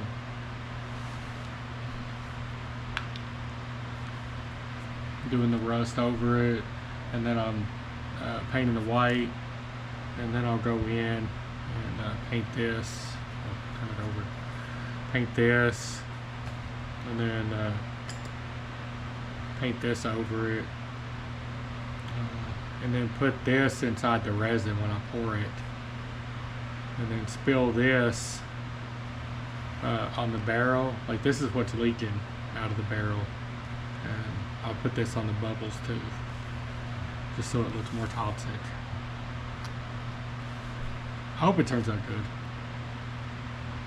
We'll see. I'll experiment with like this one and see how it turns out. But the resin takes 5 days to cure, so I won't really know until after 5 days if it turns out really good or not.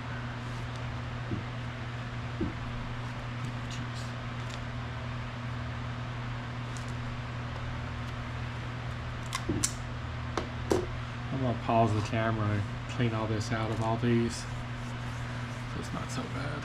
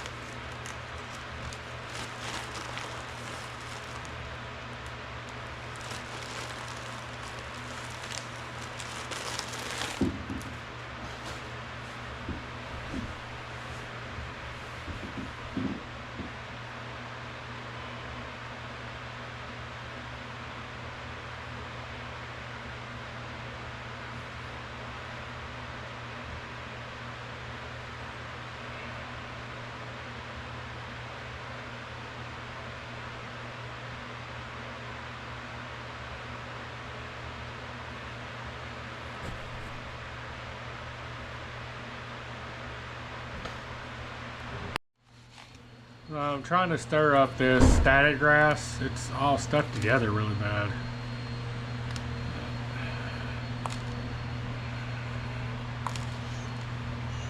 This is, I don't know how old it is. I've had it a long time. But it's Battlefield Steep Grass from Army Painter. I buy this stuff whenever I go to the game store. Hobby Town, and there's no gaming stores where I live, so I have to drive. It's 45 minutes one way and 45 minutes the other way. I'm right in the center of nothing. Little bitty small town. It's nice to live here, but nothing here. We got a Walmart, but I think everywhere has a Walmart. We got a Walmart and a dollar store and a Kroger's. That's it.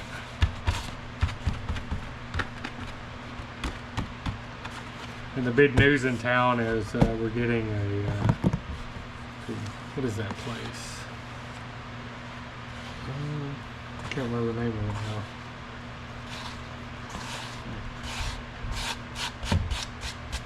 Oh, that's a grocery store. Yeah, everybody likes it.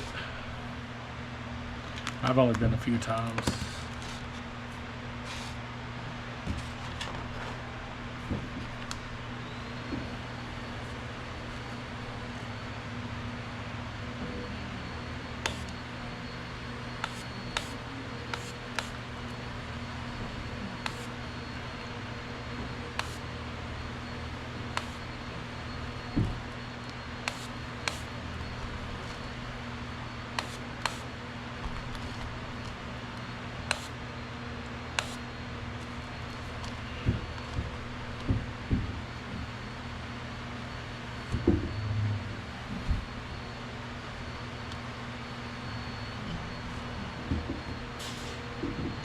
I'm just doing layers on top of layers.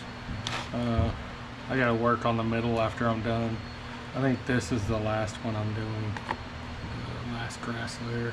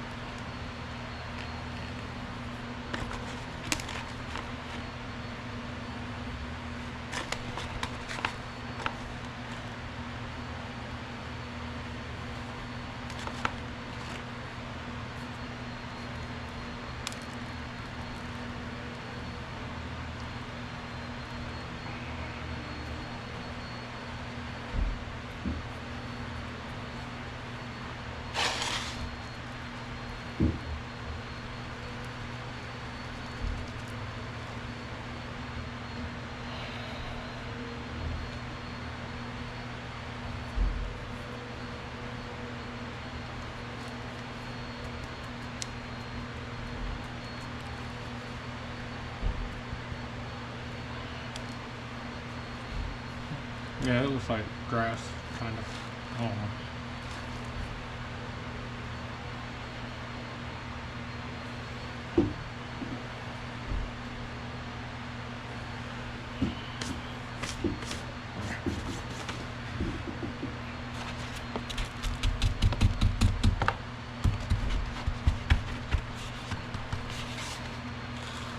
I got a vacuum after all this.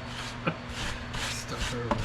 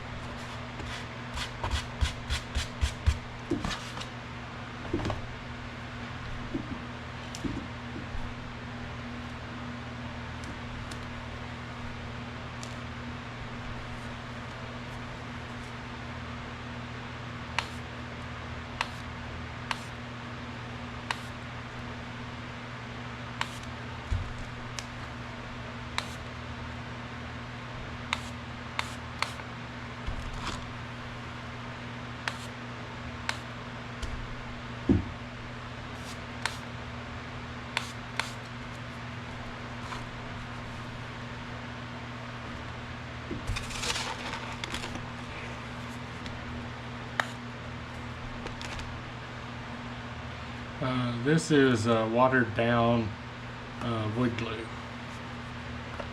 and I just kept adding wood glue and water until when I sprayed it on my hand, it made my fingers sticky. So that's all that is. And after you're done, I use it as a sealer sometimes too, on top of the all the different layers.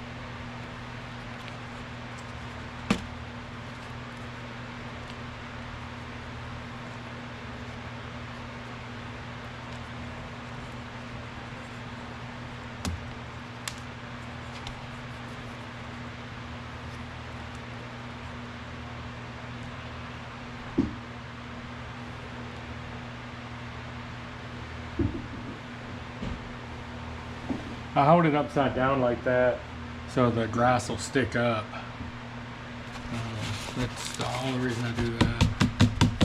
And plus, anything loose will fall off. I don't mind. The more random it is, the better.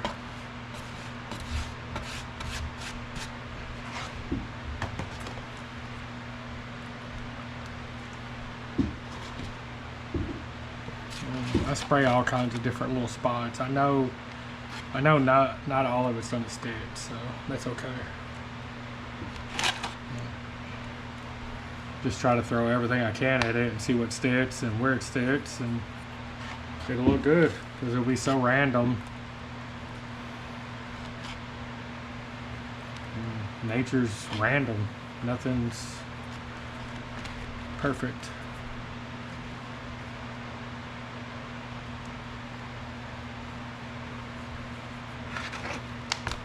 I just keep putting layers and layers on and building up on top of what I already put down.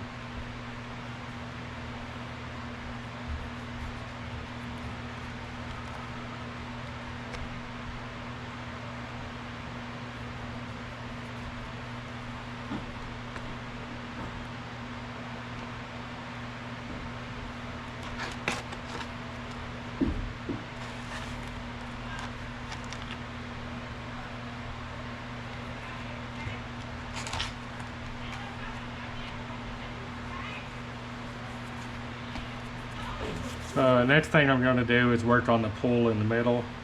I'm going to make a topset pool.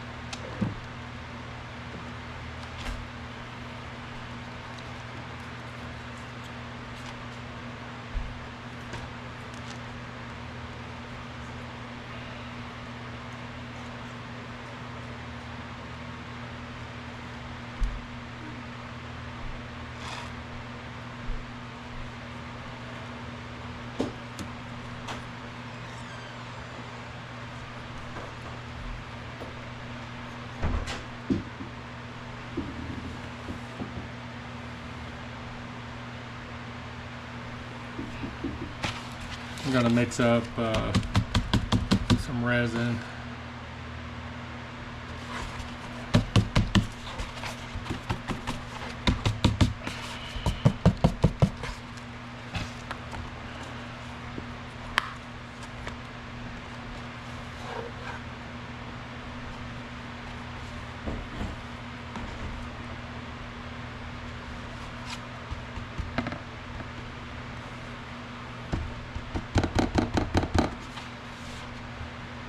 I've had this for years.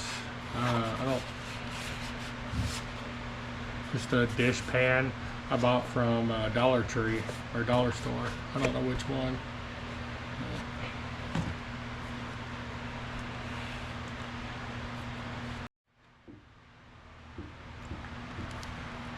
Okay, so I am going to fill in this part here with resin. I like pour-on. It's easy to use, easy to mix. It just takes a long time to cure, about 5 days. So I'll have to set all that somewhere while it's curing. The paint I'm going to use to paint in the middle of this, I'm going to rust up the barrels with this.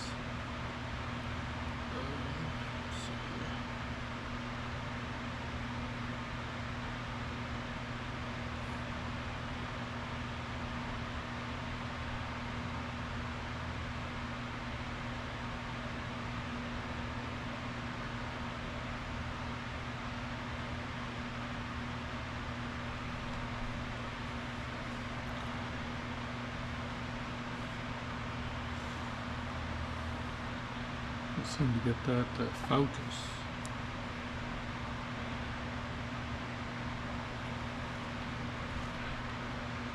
Alright.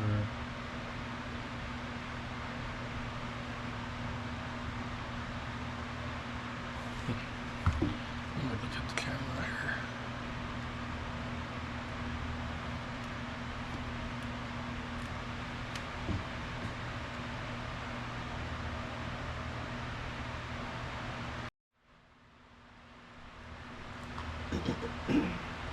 I moved the camera around a little bit. So, I'm going to use the pour-on resin.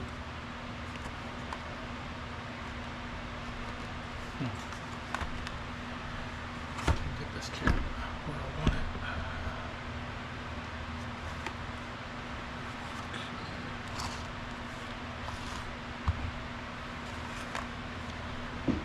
So I'm going to use this pour-on resin.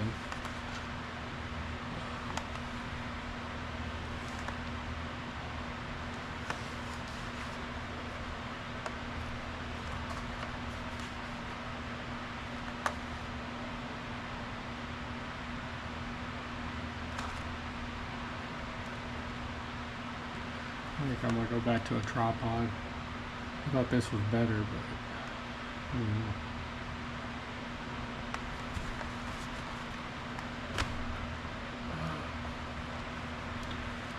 I'm going to paint paint it white, paint the barrel rust color, paint the lake this white here.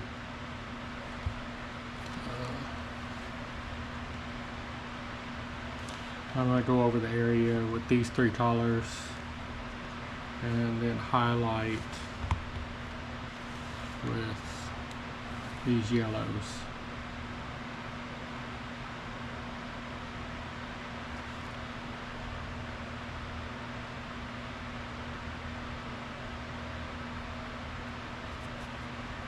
Opaque yellow,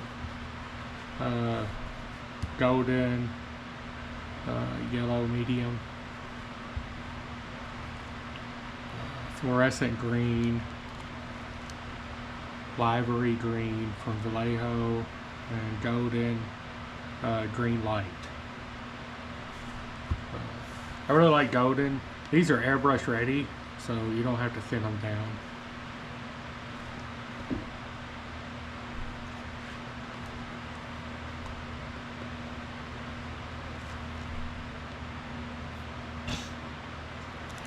First thing I do is I take the tweezers and pick out anything that's in the middle that I don't want in there, and then I glue it in there.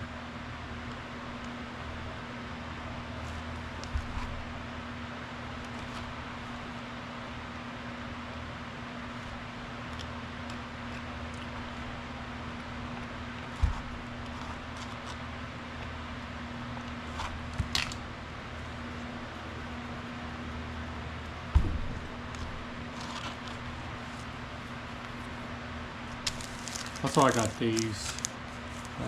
They look like they're supposed to be little bitty bubbles. Add those into the resin. For the resin, just use two shot glasses. You measure equal parts, so to about here, and I'll measure it into a cup and mix it. I'll do one big pour, so I'll fix all these up at the same time and then do the pour at the same time. So I'm going to pour it and then add the pearls, paint over the pearls, and then pour the resin over that to finish the pour. I just can't go any higher than this area here because it'll come off the back.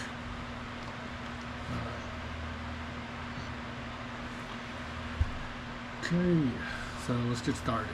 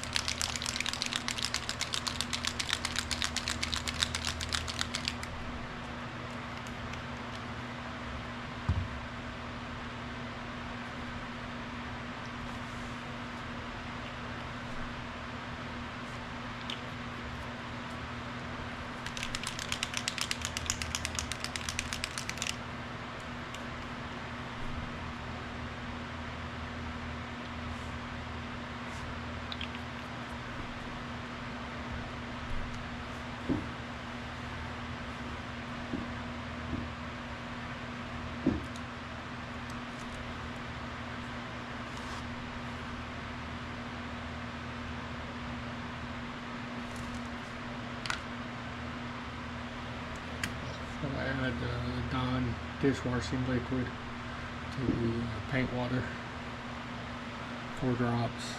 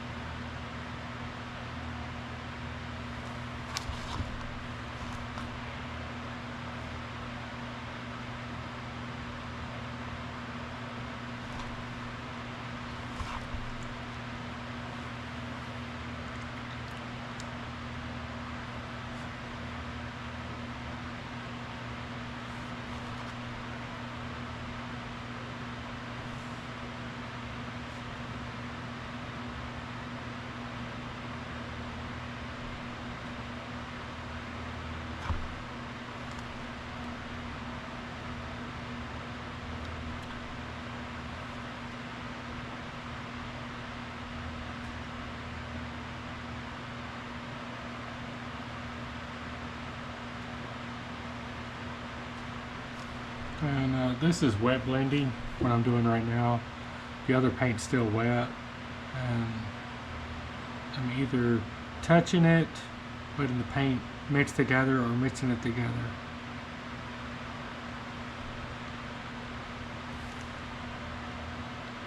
It doesn't take a lot, just very little,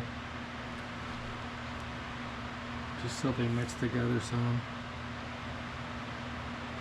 And the rust forms in these creases here, so that's where I'm trying to touch it. Then you have all this crust here, and it would form in there too. And then on this lid it would form, just sitting in that ooze. Get this eagle here. Paint back over the eagle with some silver before I start.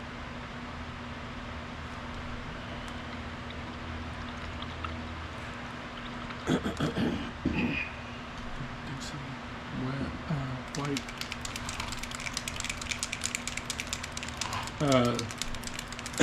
I don't want to touch the outside, so the white is just so this goes on. These golden paints are all transparent. You see how you see the lines in them? So that's showing you how transparent they are. So I'm putting the white on so you can, so you won't see these other colors. So these will show up a lot better over white. That's why you see the black lights. Golden mates different thicknesses, like you can buy the tubes of it even. I just bought these because well, I was airbrushing with them at the time, but there's so much paint. I think these are like 15 bucks a piece. So they last a long time. You know, compared to Vallejo. This is, what is this? 17 milliliters, and this one's 30, so almost double. But of course, this is watered down. This is also airbrush paint. And it's 60 milliliters.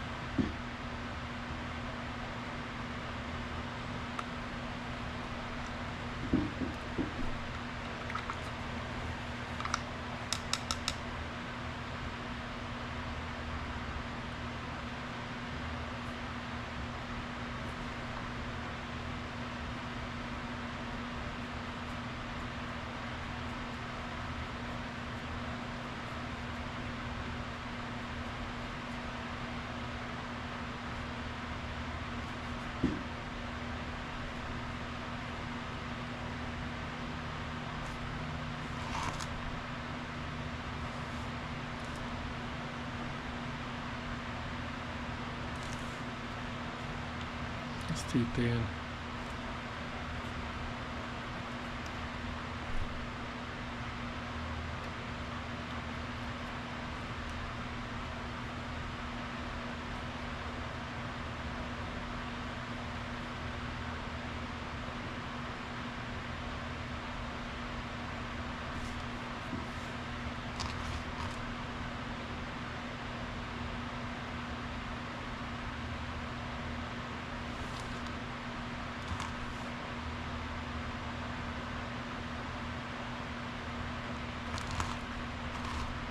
And the white doesn't have to be perfect. I just want a base.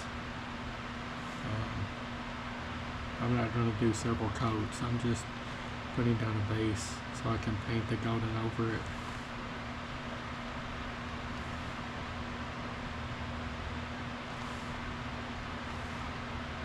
And the white has to be dry before I do the golden paint. So I'll use a blow dryer. I'm going to go to each one and work, and then come back, and if it's not dry, then I'll use a blow dryer.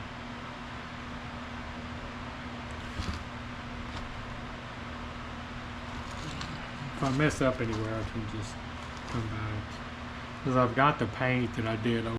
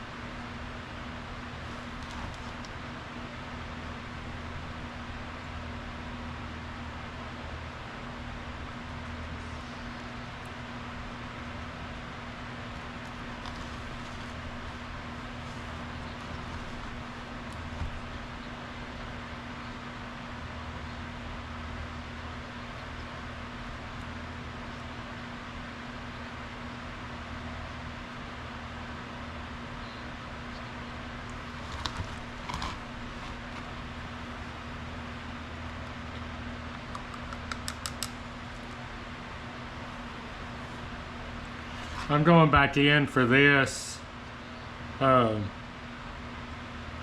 just a wet brush, just to spread it out a little bit more and mix it all together.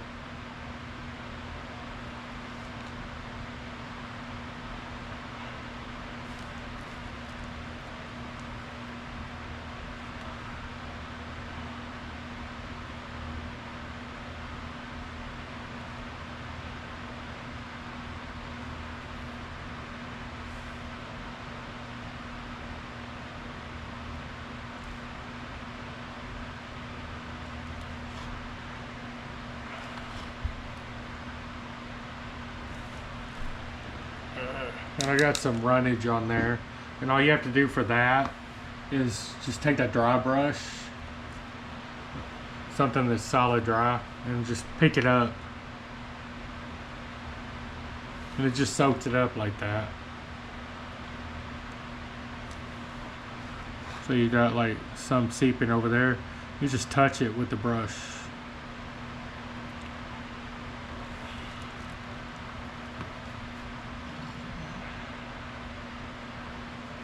Got it picked up all that.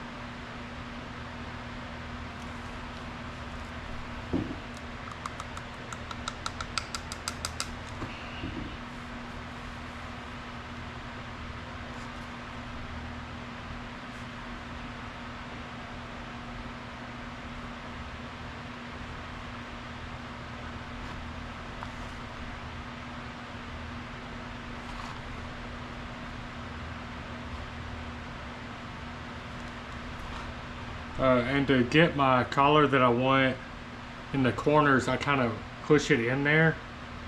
I do the brush flat and I just push it, like I force the paint up in there.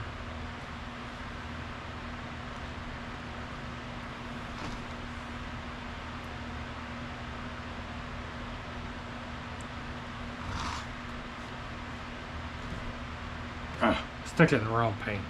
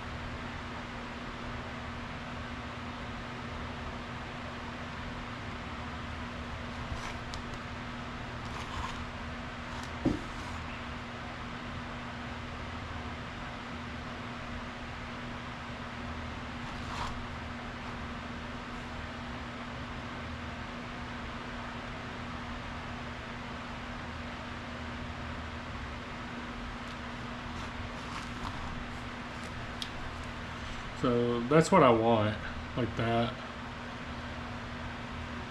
I just want a white base that I can work from. It's okay that you can see the other color. I just can't paint over the darker color with this. It'll just show the darker color.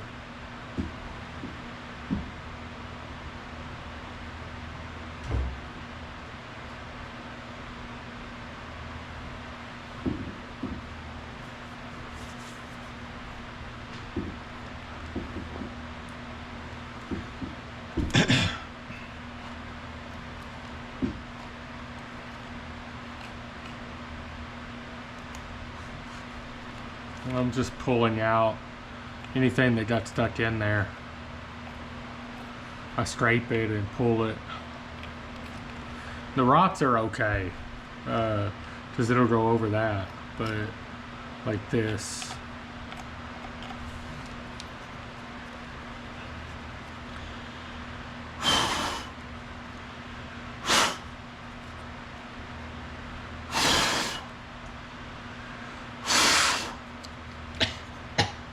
Yeah. Got it in my mouth.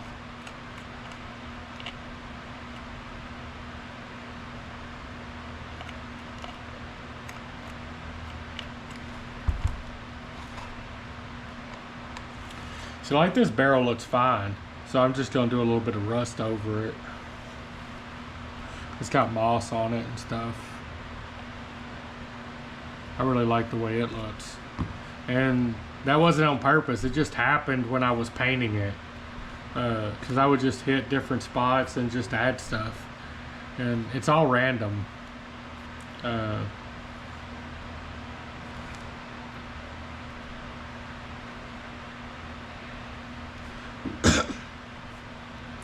the end of all the videos, or at the end of the video when I've got it all done, I'll show all the stuff that I did. So if anybody missed anything. I'm not going to paint white over the rots, just so they show through a little bit.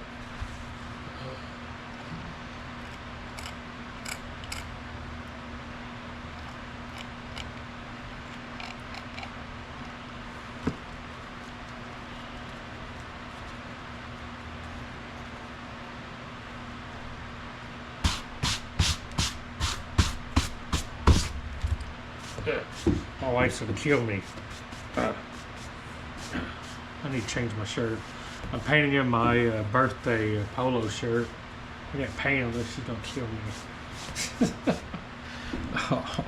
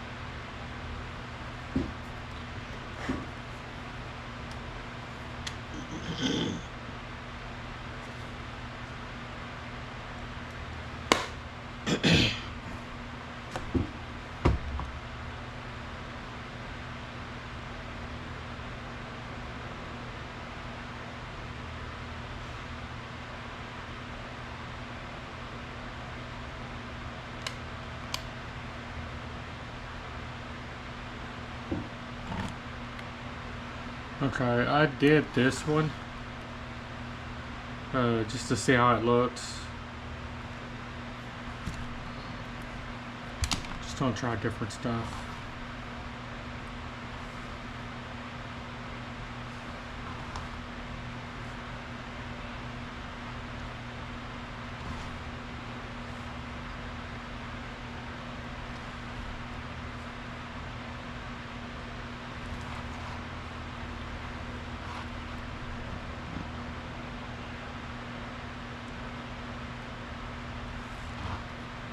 I'm using this color for the base coat.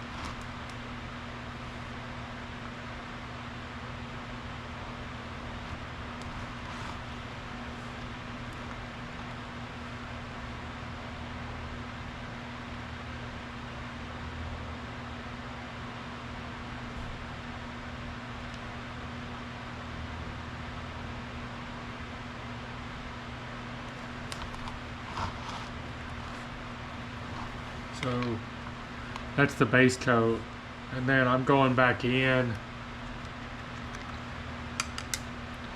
on the edge of it with this darker green.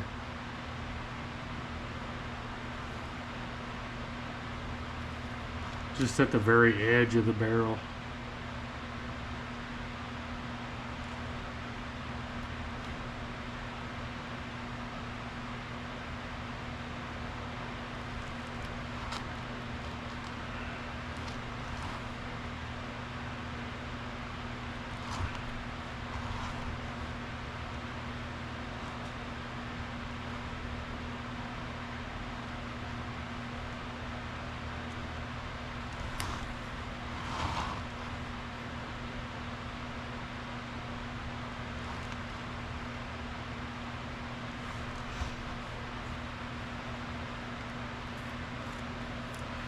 I painted these. I'm going to put these in there, in each one of them, to make it look like the toxic sludge is bubbling.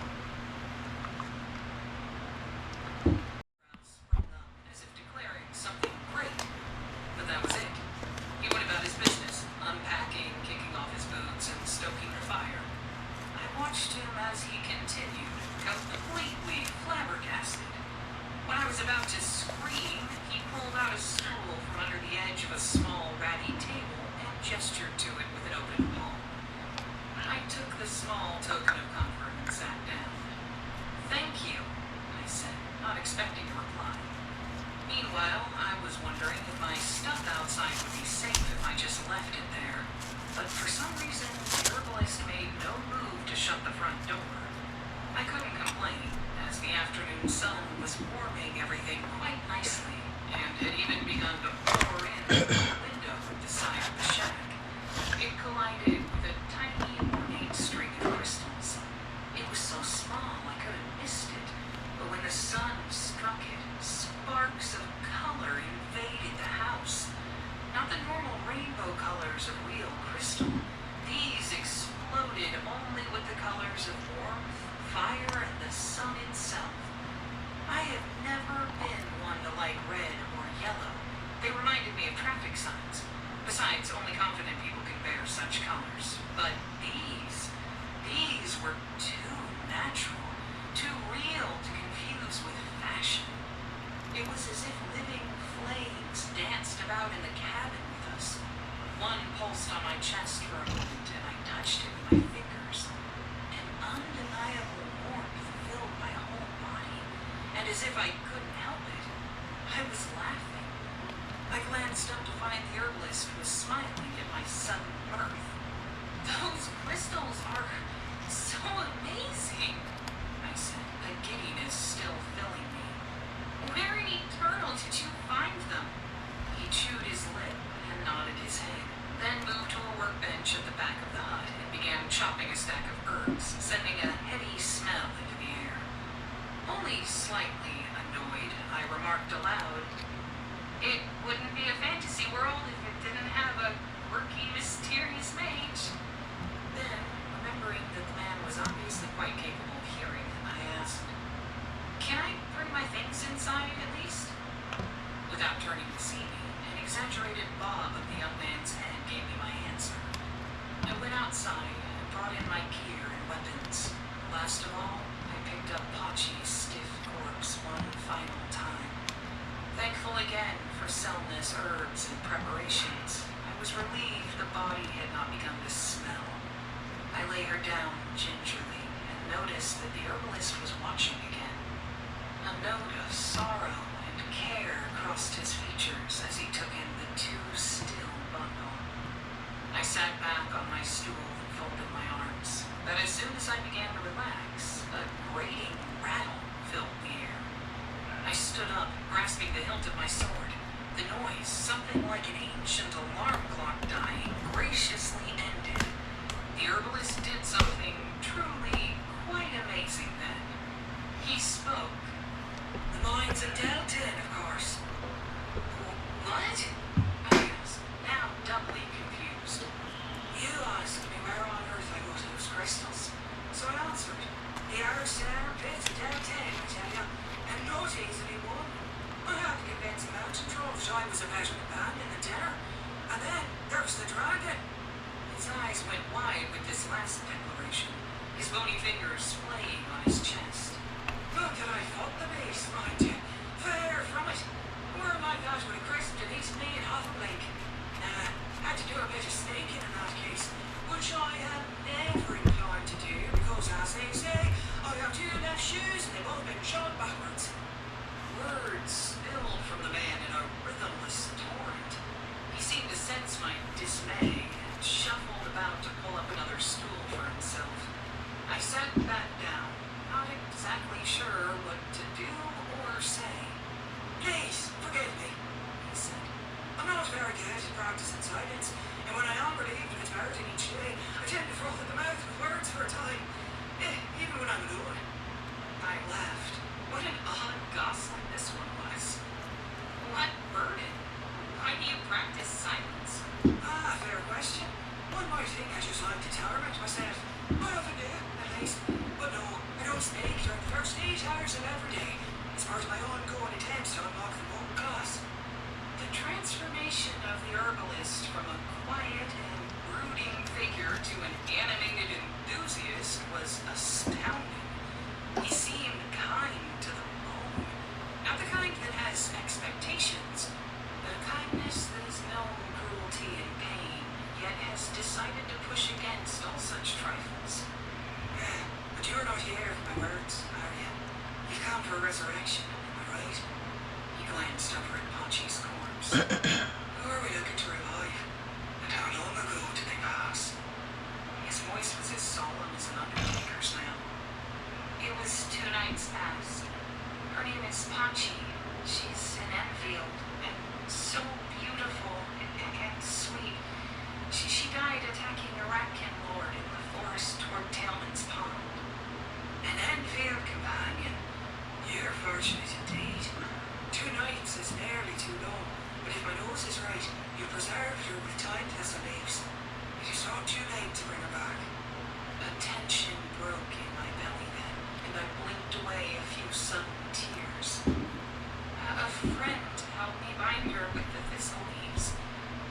creature named Selma.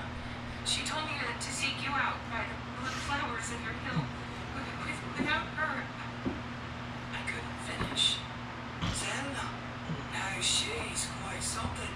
A griffin of a woman. And so... His eyes drifted toward the crystals still glimmering in the window. He cleared his throat then and scrunched his brows together to look as serious as possible. She's a good woman. One that has helped me often and without reservation. I am pleased you made your way here at last. The man stood and walked over to Pachi. With a deft motion, he stooped to pick her up. His touch was so gentle that the remainder of my fears about this man fled away on an unseen wind. He crossed the room with her and laid her gently on his workbench. He turned to face me once more, a sad smile on his features. My name's Judas, by the way. Pleased to meet you. I'm Hannah. Nice to meet you too, Judas. And thank you for your help. Then I couldn't wait a second longer. One more thing worried me. Speaking of which, I'm new to this world and have little. I don't have gems, and my items and armor are decent, but plain. What little coin I do have, I will gladly give you, but I'm not wealthy, so what and how much do you charge for this service? Judas's mouth fell open into a goofy grin. Then he laughed. I'll be back. His eyes twinkling in these low areas. Most had gravel at their bottoms, likely converting into seasonal streams when a heavy storm came. I crunched along for another 15 minutes or so until another hill to my right converged and fell into my path. A slight turn and dip marked the path of the dry stream bed. I put a few drops of the library green, maybe 3, 4. And I stirred this for 3 minutes, and every minute I scrape the sides. That's one of the big things they say to do, so it mixes completely. And like 1 minute before it gets done, you get tons and tons of bubbles. And it's already starting to get thick. But 3 minutes is already done. I'm just mixing up the paint.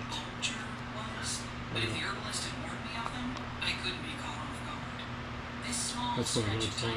Was only a few dozen yards wide, but looked to stretch for at least a quarter mile or so. I had been taking my time, only advancing a few steps before stopping to listen for signs of danger when I bumped into something. My forehead brushed against something warm and squishy, and a trickle of something wet dripped onto my face. I stifled a scream and fell to the ground, my katana unfed any blow. An odd cluster of dark berries swung above me, indifferent to my fears.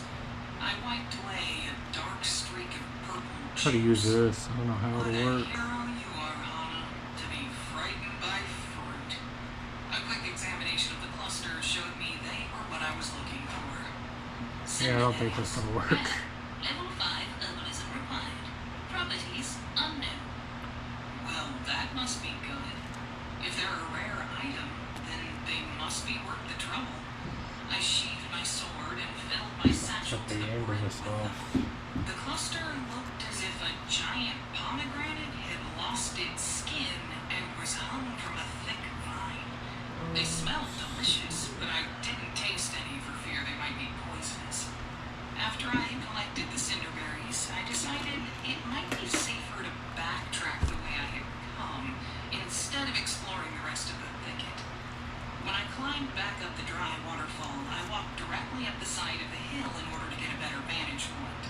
I was cresting the hilltop on all fours in order to avoid being spotted by any creatures or ratkin beyond when I heard a crash in the plants below me. Oh yeah, that's working I better. looked down and locked eyes with a massive monkey-like creature.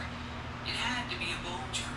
Its body was covered in patches of gray stone-like skin and long strips of fur jutting out around its head and the joints of its arms and legs.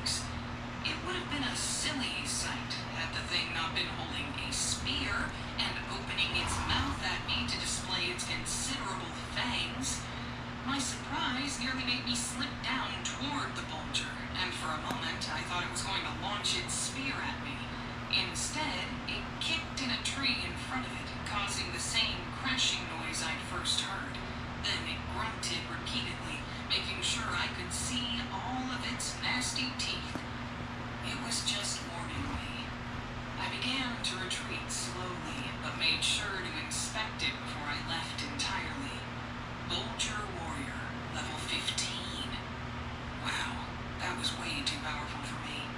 I raised my hands in a gesture of peace, then jogged over the hill and happily into the open. My last glimpse of the vulture was brief. As I stood on the crest of the hill, I looked back. The monster had been joined by 2 more of its kind. They all shook wooden spears at me and glared. It was odd how silent they were. It was as if they were loath to actually make noise for fear of being discovered. The contrast between their shaking limbs and snarling mouths with the near utter silence of their demonstration sent chills up my spine. I wondered if they ever made noise. Did they howl at night, or when putting those spears to use? I did not want to find out. Happy to be rid of the ravine, I decided to risk exposure by running along the hilltops back toward the river. Chillblade, Judas called it.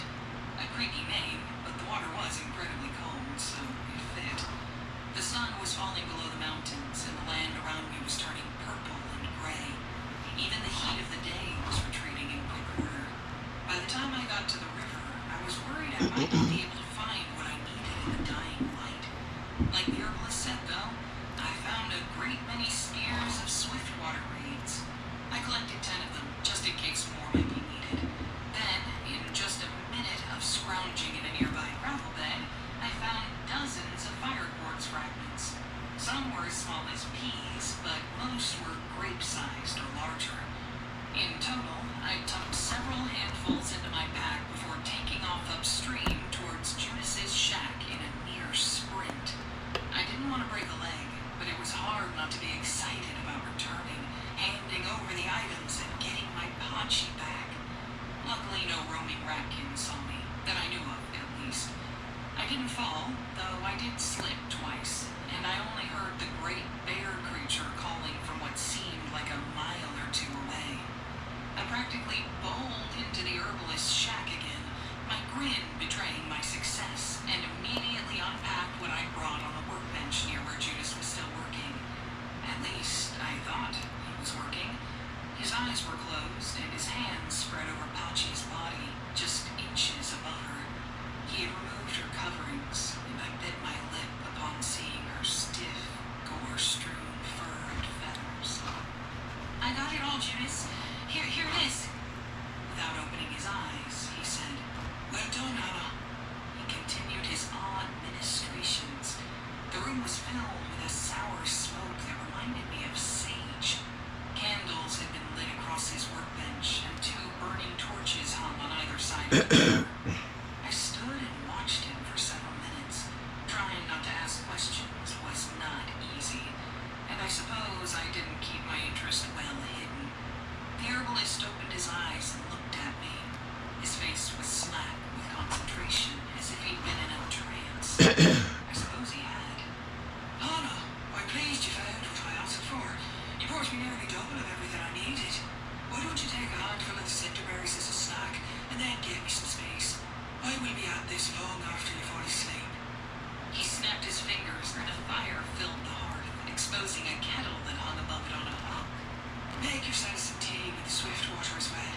It isn't quite so potent as the cinderberries, but it tastes nice and is good for the immune system. Is there anything you need before I return to my work? I do have a project in mind.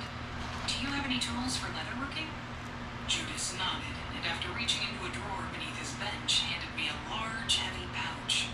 Here you are. Like I said, I'll be busy for several hours. Do what you like, but please get some rest as well. My rug is smelly, but it might be comfortable. And Hannah, He paused, looking me hard in the eye. do not bother me. I need to concentrate. I know you're excited, worried, anxious to see your friend return, but this is not a task to mess up. Okay? I understand, I said with a grim smile. At that, Judas returned to his trance. I took a handful of cinderberries and set them down on the table across the room. I ate them with a few strips of meat and was satisfied in short time. After, I broke one of the swiftwater reeds into small pieces and placed it in the kettle above the fire. Then I added some water from one of my skins and let it set to boil. I dug into I found the ratkin's breastplate I had taken from the pile of loot. I also removed the bracers I had been wearing since then. The bracers fit, but had been chafing me, being uncomfortably small. It was as I was opening the pouch of leatherworking tools that I noticed the change. Not as potent as cinderberries. That was what Judas had said. I looked over and saw that most of the berries that had been sitting next to the man were now gone. He had eaten a great many, and he was now lighting the tips of the 3 swiftwater reeds in a candle. The room glowed brighter for a second as the reed caught fire, and the fine fuzz that coated them burnt away. Afterward, more smoke trailed up from a steady coal. Judas set it into an incense tray and began placing the fire quartz in patterns around Pachi. They were potent indeed, but if the herbalist was not concerned, and indeed had eaten much more than I had, I knew I would be fine. Still, it was odd to see how the room had grown sharper. My senses were keener than they had ever been, and though I felt a bit lightheaded, I knew I would not fall nor be impaired. Okay, so the herbalist had drugged me. I guess I should have asked about the berries while I had a chance. Another change took me, one that I did not mind in the slightest. My mind seemed to focus with clarity and purpose. I saw the tools before me and understood them in a way I hadn't before. They just made sense. Status effect. Cinderberry stain. Cinderberry stain. By ingesting the proper amount of cinderberries, you have not died. Instead, your body has managed to neutralize the toxin. The side effect grants a temporary boost to all crafting skin trees. Equivalent of level 3 crafting is allowed. Duration, 3 to 5 hours, depending on user's metabolism. I was not at all confident yet in this newfound ability. I started with the pauldron I had taken from one of the greater ratkin. I punched new holes for the straps, fitting the pieces of armor to strap around my chest. Conveniently, the pauldron had an arm cuff attached to it, so it was simple enough to take some leather cordage and bind the cuff to the bracer I wore on my forearm. Feeling inspired, I also added several brass studs I had found in a pouch alongside the tools.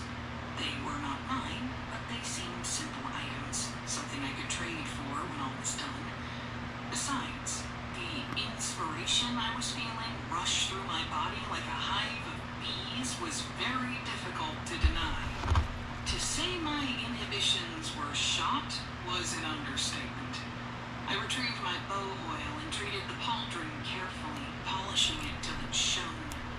Finally, I took one of the small pocket knives, a short blade about 5 inches long, including the handle, but made of solid steel, and managed to cut a compartment into the side of my left hand's bracer. I slid the knife in where it laid flat against my arm, nearly out of sight. I practiced unsheathing the small knife a few times and had to stop myself, grinning like an idiot, before I ended up with my katana out, practicing my kata in Judas's hut. When I was done, I inspected my work. The pauldron fit snugly on my shoulder, bound in place by the arm cuff and chest strap. I had ringed the leather edges of the pauldron's cob, the upper portion that protected the shoulder, with the brass studs. They glimmered gold in the lamplight, and I spent another few minutes polishing them and the brass plate in the center of the shoulder piece. How had I known what the top of a pauldron was called? Way too much research on armor was certainly a phase I'd gone through, but I couldn't remember when I had learned that fragment of nerdy trivia. I would have liked some cinderberry pie when studying for school exams. The strange force of the berries still thrummed in my mind. Grateful to have one more task, I turned to the breastplate. It was a plain thing, shaped like a kite shield but smaller, little bigger than a dinner plate. In each corner, a lion danced on its hind legs. It seemed like a breastplate made for a child lordling. Perhaps it was. I thought of who it must have belonged to before the ratkin had taken it. Pushing my roaming thoughts aside, I began by cutting free the shoulder straps, using leather and reinforcing it with the catgut I traded for platinum, I sewed the straps into a new configuration, merging it all into a sort of harness that was truly beyond my skill. When I was done, I used the remaining brass studs to likewise adorn the leather edges of the breastplate. Yet, when that was done, I still wasn't satisfied. Something was missing. I retrieved a candle and brought it close. The lions shimmered, rearing on their hind legs. At first, I thought the plates were bronze, but I pressed into one with my dagger and found it soft. Gold! I knew what I had to do. With the remaining unearthly drive of the berries, I worked for what felt like hours in a quiet fervor, etching the likeness of vast angelic